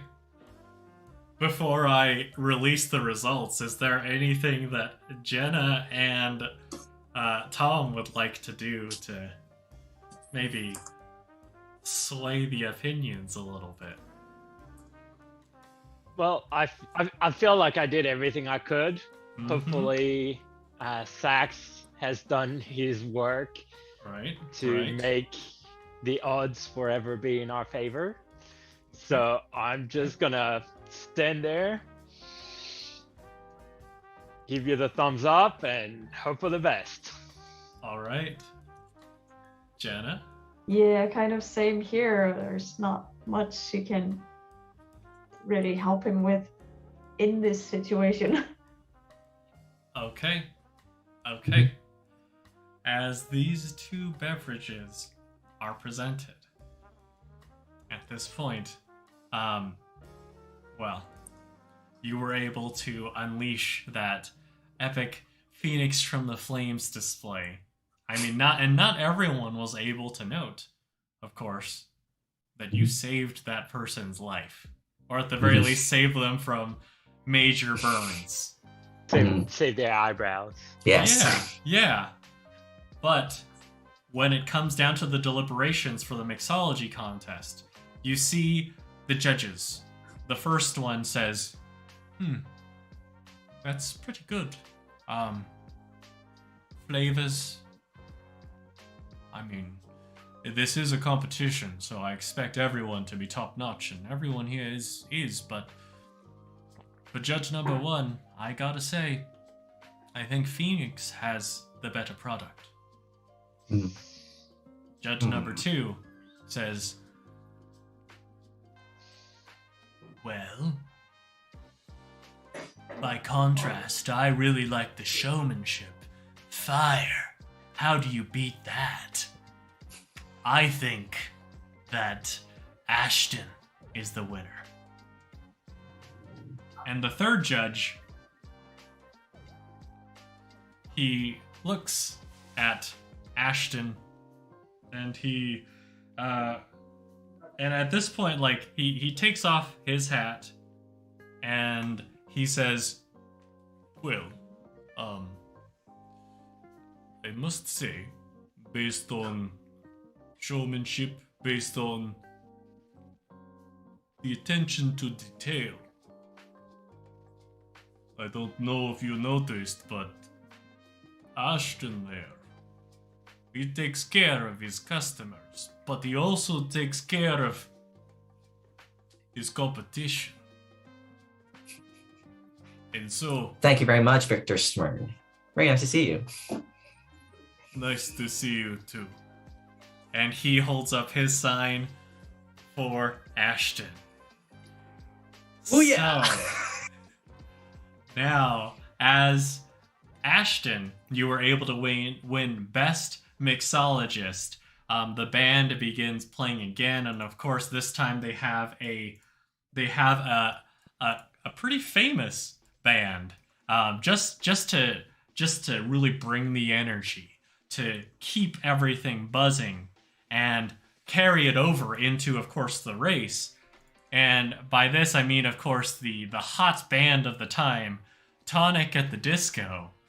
And they are singing and playing their infamous tune, I Write Absinthe, Not Tragedies.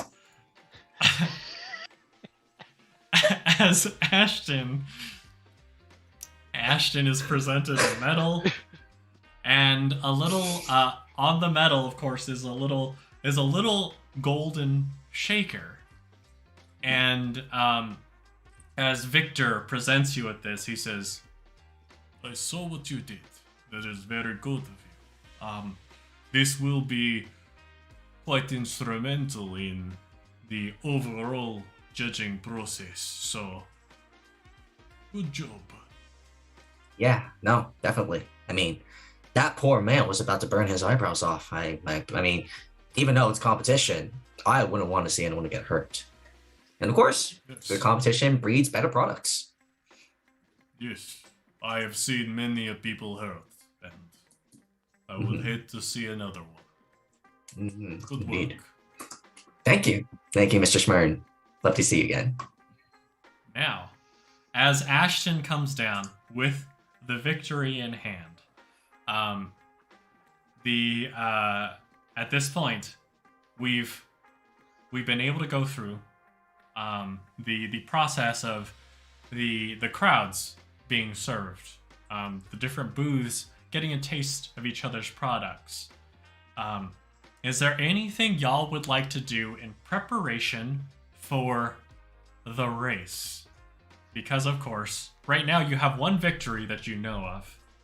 We still have to tally up the votes, and we need to know the race. So, is there anything y'all would like to do right now? Check up on Tom, our driver. See Yeah. what state he is in. So, Tom, you've taken a few blows. You've had a few drinks. How you feeling? I mean, I think that last drink has definitely leveled me up. I'm okay. I'm laser focused. Okay. I've kind of put on my leather gloves. I've kind of tightened my jacket, zipped it up. I went to adjust my scarf and then realized I didn't have it anymore, but that's okay. Yeah, I'm just focusing on the race. Between my shady dealings and my raw skills, there's no way I can lose this. Great. So I feel good. I feel very good. Great. So, Ashton, did you have anything you wanted to prep so that Tom will be ready to rock? Please don't make me drink anymore. No, I'm not going to. Don't worry about that. Don't worry about that. But let's see. Oh, sounds Yeah, like so you're cooking I think- something up. I am thinking of something because I'm wondering if I could use one of my scene cues. Ooh. Yeah, I would actually like to do Wanderer as my scene cue. Okay. You find that the best thing to do when you are at a loss is to let yourself wander. You follow your artistic soul, and somehow you end up at the exact place you needed to be in, and the director will lead you to a new location. So I think I'm just like, I'm soaking in the winds. I definitely take, I definitely thank Phoenix, for his competition, wish him good because, he is a very well-known mixologist. We have to acknowledge one another, even though he is hired by the bar exam. Yeah. But competition is competition. Respect is respect. To do is do. Absolutely. But so, taking all this in and just thinking about what Tom needs to do and all the stuff that's been happening around, I think I just like somehow spin my jigger that, I use in my concoctions, just spin it around and just walk just to see like, right, Tom's is a little bit in the pickle. He has, he's in the States, but what can we do to make sure that he wins this? Right. I just Great. So, you step outside, and you see that the Rodney family are outside, and it looks like Mr. Rodney is he's looking a little bit flustered. He, like, what you hear is he says, I can't believe you lost him. Where did he go? Can't believe we lost. I mean, of course, you do see the three members of the Rodney family, and you also see another gentleman who, he's not quite as tall and built as his main bodyguards are. This gentleman is maybe about 5'2". He's definitely the type that, like, based on his musculature and his, I mean, a little bit shiftiness in his eyes, he seems like the type that you would put on watch if you were to do like a bank robbery or something. And he's the one that's being yelled at by Mr. Rodney. Okay. I think I go up ahead and just like, excuse me, gentlemen, is there a problem? And I look at the one who's being yelled at. Sir, are these people, causing disturbance to you? Do you need help? And you see his eyes like widen, and it's like pleadingly. And he's about to speak when you see one of the goons immediately punch him in the stomach. And Mr. Rodney says, "Hey, look, I know who you are.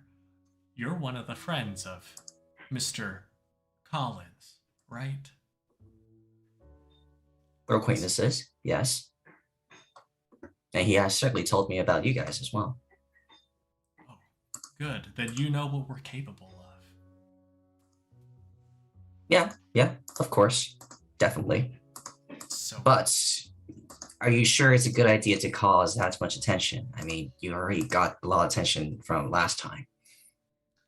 You should really stop with all like the punching stuff. You could just threaten people. Like, it's just that simple. You don't need to go like pure violence. look, what happened inside, embarrassing, I know, but I can't find my son. Is this Rodney who's speaking right now? Yes, Mr. Rodney. Oh. Well, that's terrible. Well, I mean, it's terrible to have a son lost. What did he look like? When was the last time you saw him? He's probably about 12, 13. I can't keep track of birthdays anymore, but I mean, he really wanted to come to this for some reason. See, did this kid, when was the last time you saw him? Breakfast. Breakfast. Yeah, and then he went rummaging around in my closet. And you brought him here, and ever since then you just lost track of him. Yeah, because this guy, and then you see the goon like punch him in the stomach again. Oof. He was supposed to watch out for him. He'll probably catch cold in this.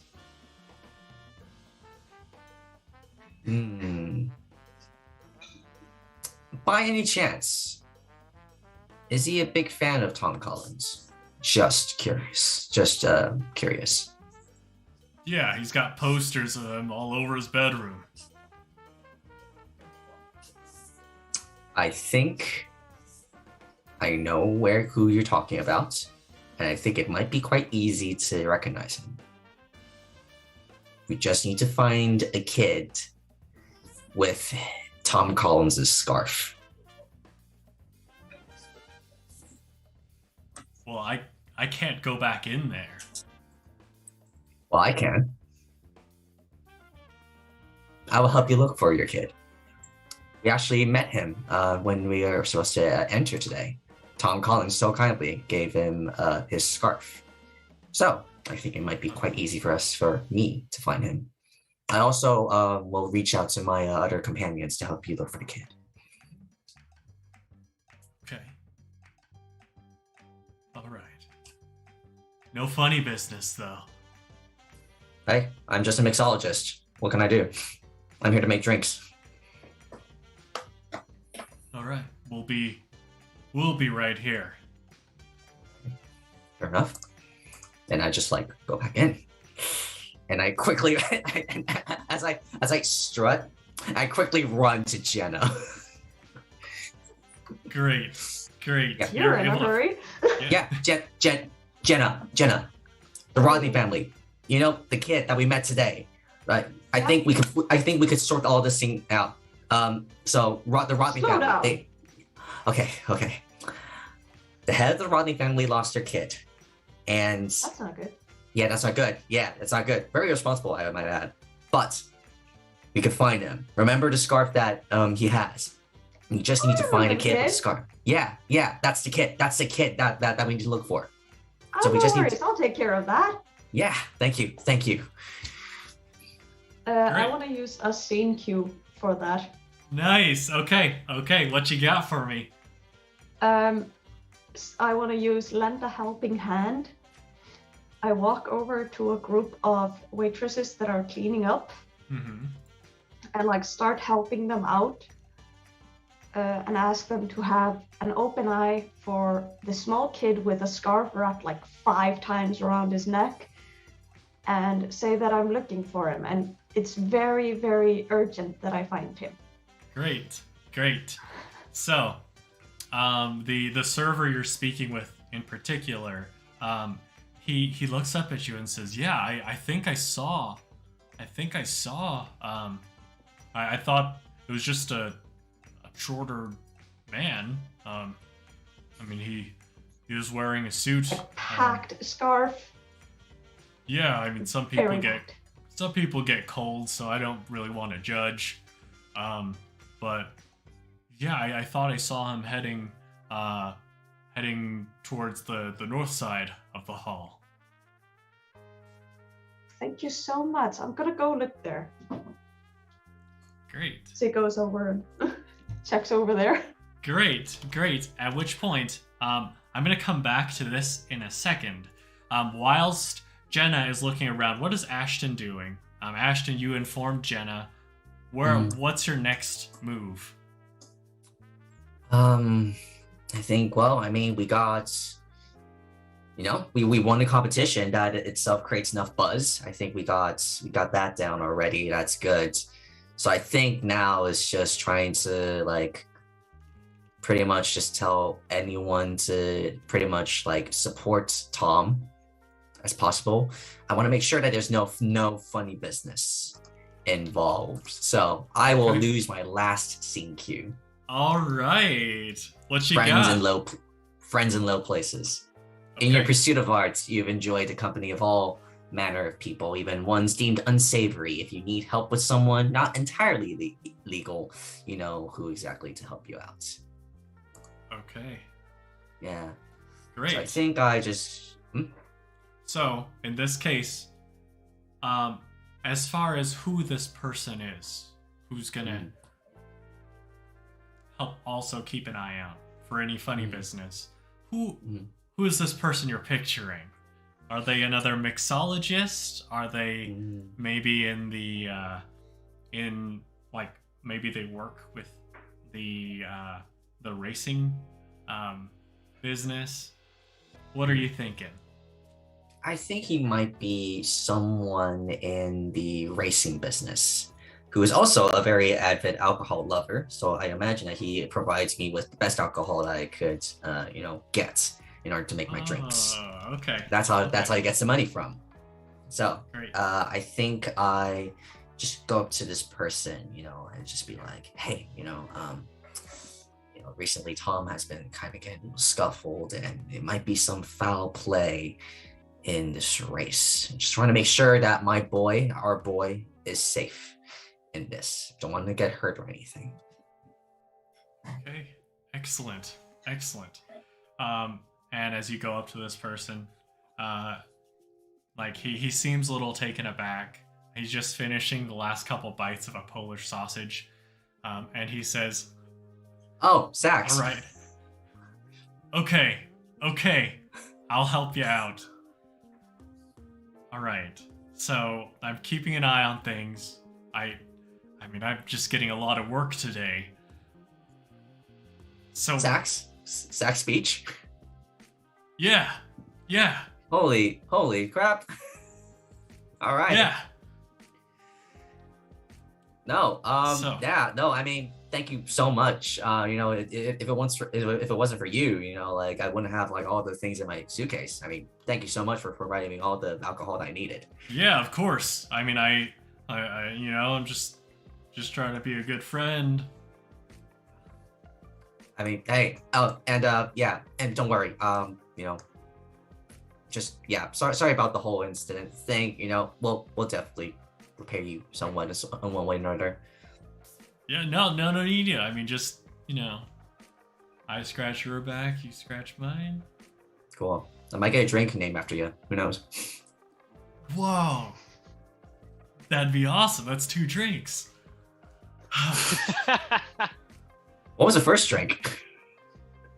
Oh, never mind. It's not important. Okay. So, you want me to make sure that everything's cool. Nothing bad is gonna happen during the Yeah. race. hmm Yeah, exactly. Oh, and look out for a kid with a scarf. Okay. Yeah. Okay, cool. Thanks. I could do Thanks, that. Sax. I could do that. Yeah. He's gonna Okay. find the kid, and then Ruddy's gonna see Sax with the kid and just fucking beat him up. Well, at this point, we've got Jenna scouring for the kid with the information from the servers. We've got Ashton calling upon his friend in low places here, this Sax guy who's gotten him some good deals. Might get a drink named after him. Trying to keep an eye out for a kid, keep an eye out for any problems. Well, here we go. Tom, it's the moment of truth. The moment of truth. I'm going to do a quick... well, I'm going to switch over on the stream to our little map for the race, and I'm gonna provide this for our players in the Discord. But Tom, is there like a little maybe ritual that Tom likes to do to get ready to be at his best before he races? I mean, usually he has a drink, but he's already taken that one off the list. So, he's going to. So he just kind of zips his jacket as far up as he can. He's just pulls on his gloves nice and tight. He goes into the car. There's no seat belts. This is the 1920s.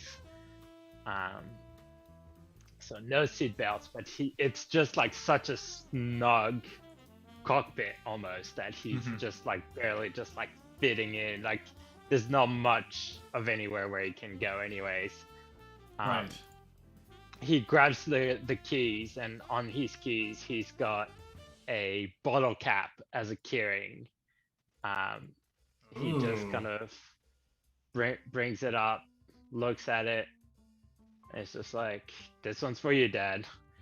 And he puts the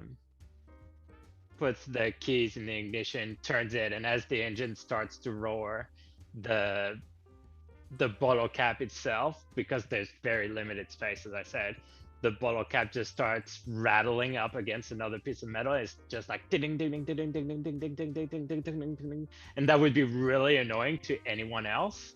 But to Tom, this is the sound that he hears every time he's about to win a race, except for that last one. Excellent. So, in this case, well, with everything that you've done already, with everything that has led up to this moment, I need you to make a passion roll, and I'm gonna give you an extra 2 dice right now, because you are going against the Atticus, and well, we'll see how this race goes. Okay. All right. So Where's my dice roller? So it's nice to add dice to the pool rather than take them away, as I've been doing this whole game. 1, Yeah. 2. All right, and nice. That is 3 successes. Okay, okay. So, here's what's gonna happen. Tom, you're flying forward, and you're feeling great. This may be the least, as far as like pre-game rituals go, you are very, very much focused, zoned in. And you're taking the turns. You're hitting the apex of each turn. The other contestants, I mean, there are quite a few people who maybe you've seen at the track before who race, but they're not necessarily like on your level. Except for one. And that's Atticus. And as the two of you are trading back and forth, it is at this point that you're rounding around that final turn, and Jenna, as you're following the trail, the servers are letting you know, oh yeah, I saw someone with a scarf around their head, heading towards the track. And Jenna, you start running out, and you see the little kid, scarf around his head, beginning to it's like he's kind of jumping up and down and waving at the cars, and you can kind of see every now and then the scarf will bob down. Jenna, what do you do? I go to the kid and stand with him, Great. greeting him again. Great. And it's like he looks up at you and he's like, hey. It's nice to see a fan in the crowd. Yeah, it's nice to see you too. You enjoying the race? My friend Tom is in it. Oh yeah, you guys are friends. He's so cool. Are you liking this? Absolutely. And you can kind of see, like, with the wind of the cars whooshing by, and there are some cars that are so far behind that they're just barely passing this. They've been almost lapped by Tom and by Atticus. And this whoosh, you can kind of see, like, one of them, the wind, like, the car just catches the scarf of the kid, and you can kind of see him, like, he starts spinning out of control a little bit. Now, at this point... Oh, go ahead. I kind of, like, try and put the scarf more so it, like, tucks a bit more. Okay, great. In this case, I'm gonna need you to make a little, let's do a culture and etiquette roll. I haven't asked for one of those yet. Just to see your familiarity as far as scarves go. Nope. You can Okay. use your lucky die. Can you use your lucky coin? Oh, lucky Yeah. die. Yeah. Yes. Lucky coin, lucky die. coin.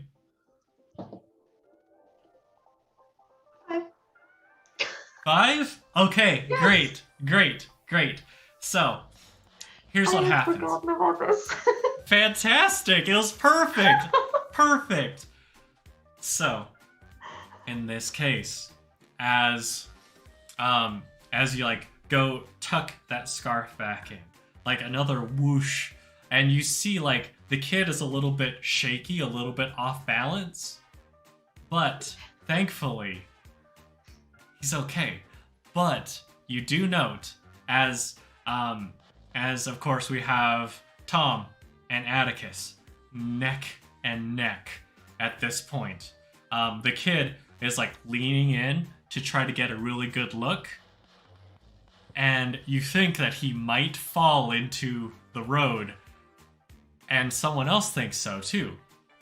Of course, this is Sax, And Sax, doing this favor for Ashton and for Tom, he sees this and he immediately starts running out, and he goes to try to tackle the kid out of the way, but the kid regains his balance, is able to stand back up, and Sax ends up falling into the road, and you see his leg catch on Atticus's tire, and he spins out, and he's on the ground. He's like, ah.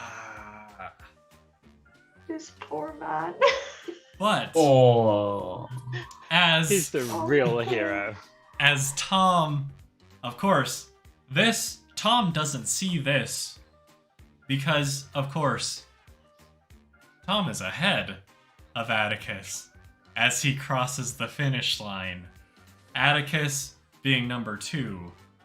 And now, in this aftermath, of course, with all of your efforts, the kid is perfectly fine and safe. Sax, well, I'll have y'all, at this moment, y'all think about what happens in the aftermath. I'm gonna go to each of you, as far as what you want to do, because I will tell you that Sax is alive. He may have a broken bone, but he is okay. But I'm gonna go to each of you. I will start with I'm gonna go in reverse order this time. I'm gonna start with Ashton, then go to Jenna, then go to Tom, as far as what happens after everything, after the dust settles. But before we get there, we are, of course, going to get to the final vote.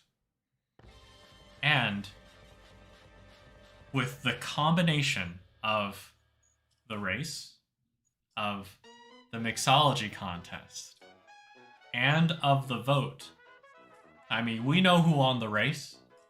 We know who won the mixology contest.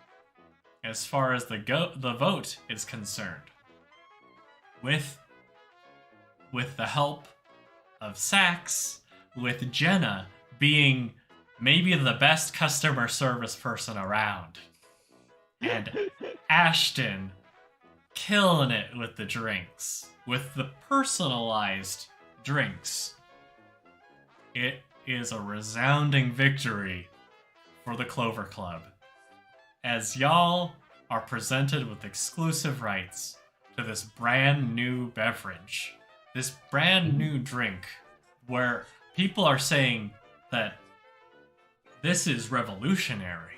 This is the drink that everyone is gonna want, because you can drink it, you can feel buzzed, you can get drunk without having a hangover in the morning.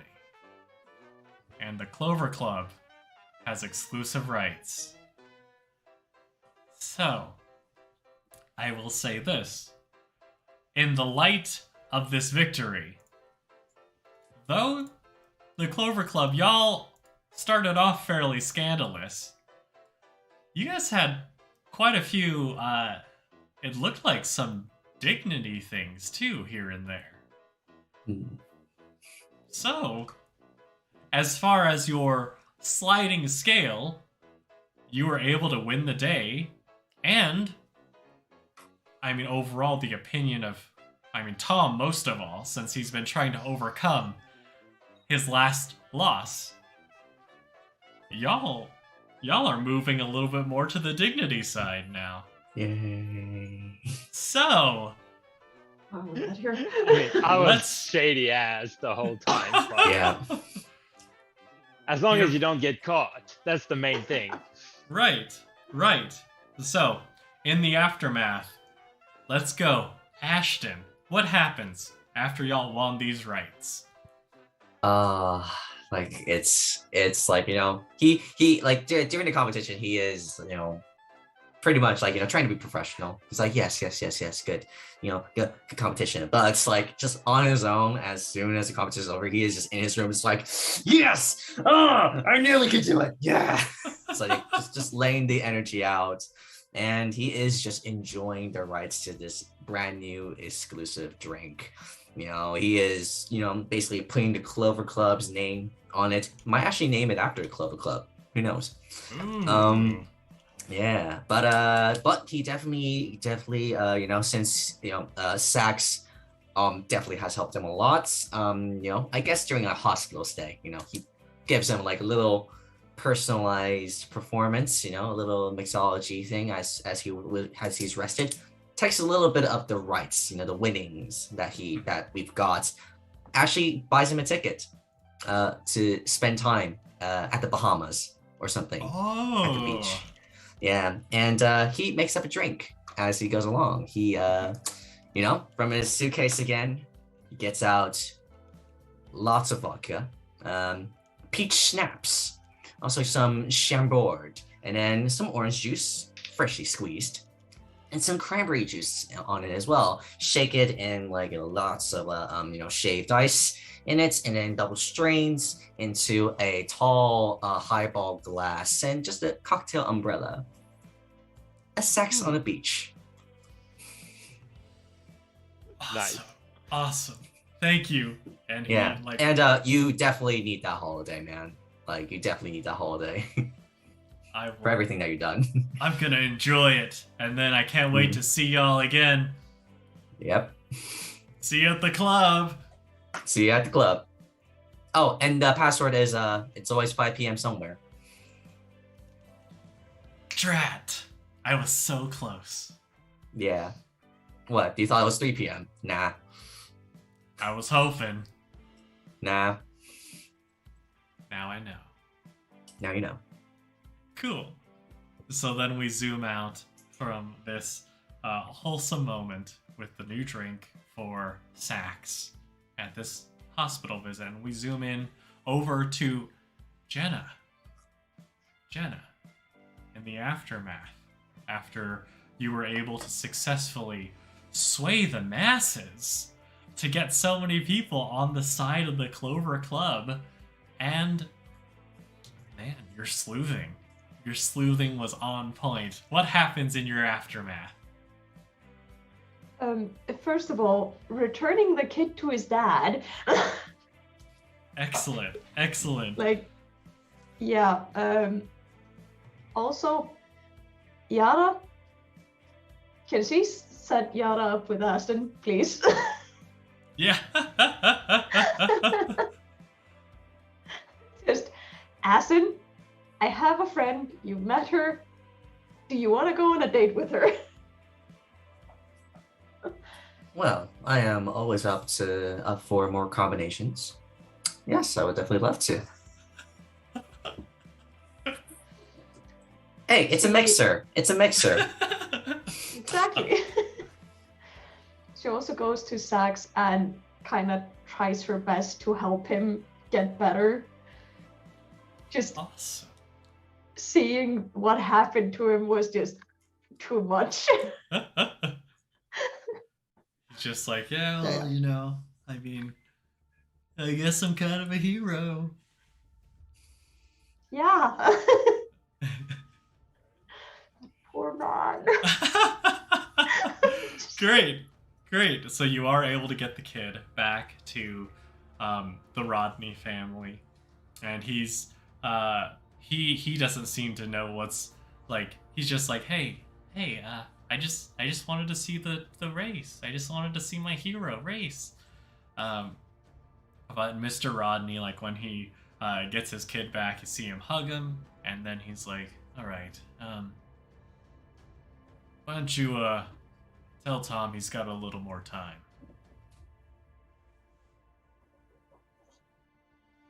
I'll get the message across. Great. Finally, Tom, in the aftermath.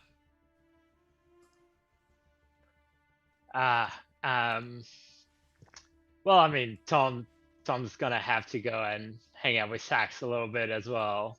I think at first he's gonna go up to him and be like, in the middle of the road? I mean, I didn't need that much help to win the race, but I suppose you did your part. Well done. Yeah, Well done, brother. I did my best. I did my best. Yeah. I mean, and I heard you got that drink named after you, and you're now part of the club. Well done. Well done. Yeah. You've proven yourself. Well done.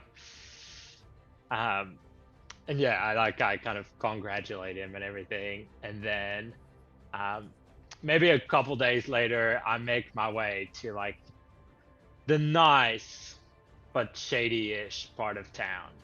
Mm-hmm. And I make my way to Ruddy's residence, and I just kind of knock on the door. Okay. And just wait for hopefully Ruddy to come out. Well, in this case, the door opens slowly, and you don't see anyone there looking for Rodney, but you see having a pair of eyes a little bit lower, as of course the little son of Rodney is looking up at you. And then he immediately slams the door closed, and you hear the sound of the chain being undone, but it takes a few tries because he has to jump up to pull it. But then he opens the door and he says, "Tom Collins at my house? Hey. Hey!" And then he goes and hugs your legs. Get to see you. Oh, hey. Yay! Hi. I was hoping I'd get to see you too. I felt bad that I didn't have a pen or anything to give you a proper autograph, and I just kind of pull out a photograph of myself just like standing by my car with a little handwritten note in the back, and the note says, to my biggest fans, the one that makes it feel like money is irrelevant in this world. You cover all my debt, and I cover you with all my praise. And like, signed, Tom Collins. when you present this note, the little boy immediately like rips it open, and he's like reading it out loud as Mr. Rodney comes down, and it's like Mr. Rodney's like, "What? What are you talking?" And then Hey, Roddy. But then and then like his son is like, yeah. See, look how sweet this note is. Tom is so amazing that he thinks that we're his biggest fans, and that we're better than money is, right, Dad? And then Mr. Rodney is like, you can see fury in his eyes, and he's like, "Tom!" But then he looks down and he like gives his son's head, his hair, just a little tussle. And I kind of look at him and I'm like, "Look, if you ever need a driver for anything, give me a call, and maybe between that," and then I kind of point down at the kid, "and that, maybe we can call it a day. Let bygones be bygones." And then the little boy says, "Yeah, bygones are bygones." And then we'll zoom out from there, and that was Flabbergasted, y'all.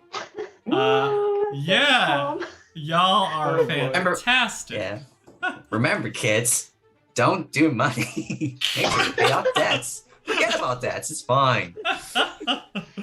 So, again, before we say our goodbyes, before I have each of our wonderful cast members give their final little plug, of course, we all have to thank the creators, Fleur and Chelsea of the Wanderer's Tome, for creating such a wonderful game. If you want to check them out, in the description I've got their website, their Twitter. The Kickstarter is over, but right now they're doing pre-orders for the product as well. So, I mean, get on that. And also, we want to thank y'all, the viewers. You have been wonderful. Thank y'all for hanging out. Thank y'all for being here to laugh with us, to be tense with us, to be a little bit scared with us through this journey. Y'all are wonderful. So, well, I'm gonna kick it away to our cast members, starting with Liam. Liam, who have you been, and where can they find more of you? Oh, who I've been, goddamn, there's a long list of that. But today I was playing Tom Collins. Also, plugging this game again. If you're in Australia, please pre-order this book, because we're just a few short books away from getting cheaper shipping. And Oh, yeah. I've got a book on the way, and I'd love some cheaper shipping. So please, if you're in Australia, Tate, I'm looking at you, get this book. But yes, my name's Liam. Today I play Tom Collins, and you can find me at A Geek of One's Own. I usually stream roughly around this time on Saturdays. Thank you. Fantastic. Thank you, Liam. Krissa, who have you been? And, I mean, if people want more Krissa, where can they find you? I'm Krissa. I've been playing Jenna Miller tonight, and I don't really have any other place I go to, so probably just here if ever anywhere. I dig it. I dig it. Absolutely. Absolutely. I mean, and that it goes for all of you. Y'all have been so wonderful that it would be my honor to have y'all at my table anytime. Anytime. Okay. Finally, Henry. Hi, I'm Henry, and I played Ashton Fletcher, the bee's knees, so just a little bit buzz around there. Yeah, I'm not anywhere at the moment, but I mean, I definitely would love to come back at this table. They'd probably find me here instead. Absolutely. Absolutely.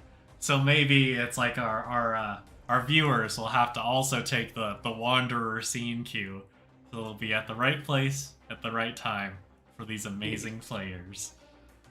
So, I mean, I've been Matt. I've been your director this evening. Of course, you can find me here on this channel and also other videos for improv and D&D. And, man, until next time, can't wait to get flabbergasted again. Take care, everybody. Have a good night. Night. Yeah. But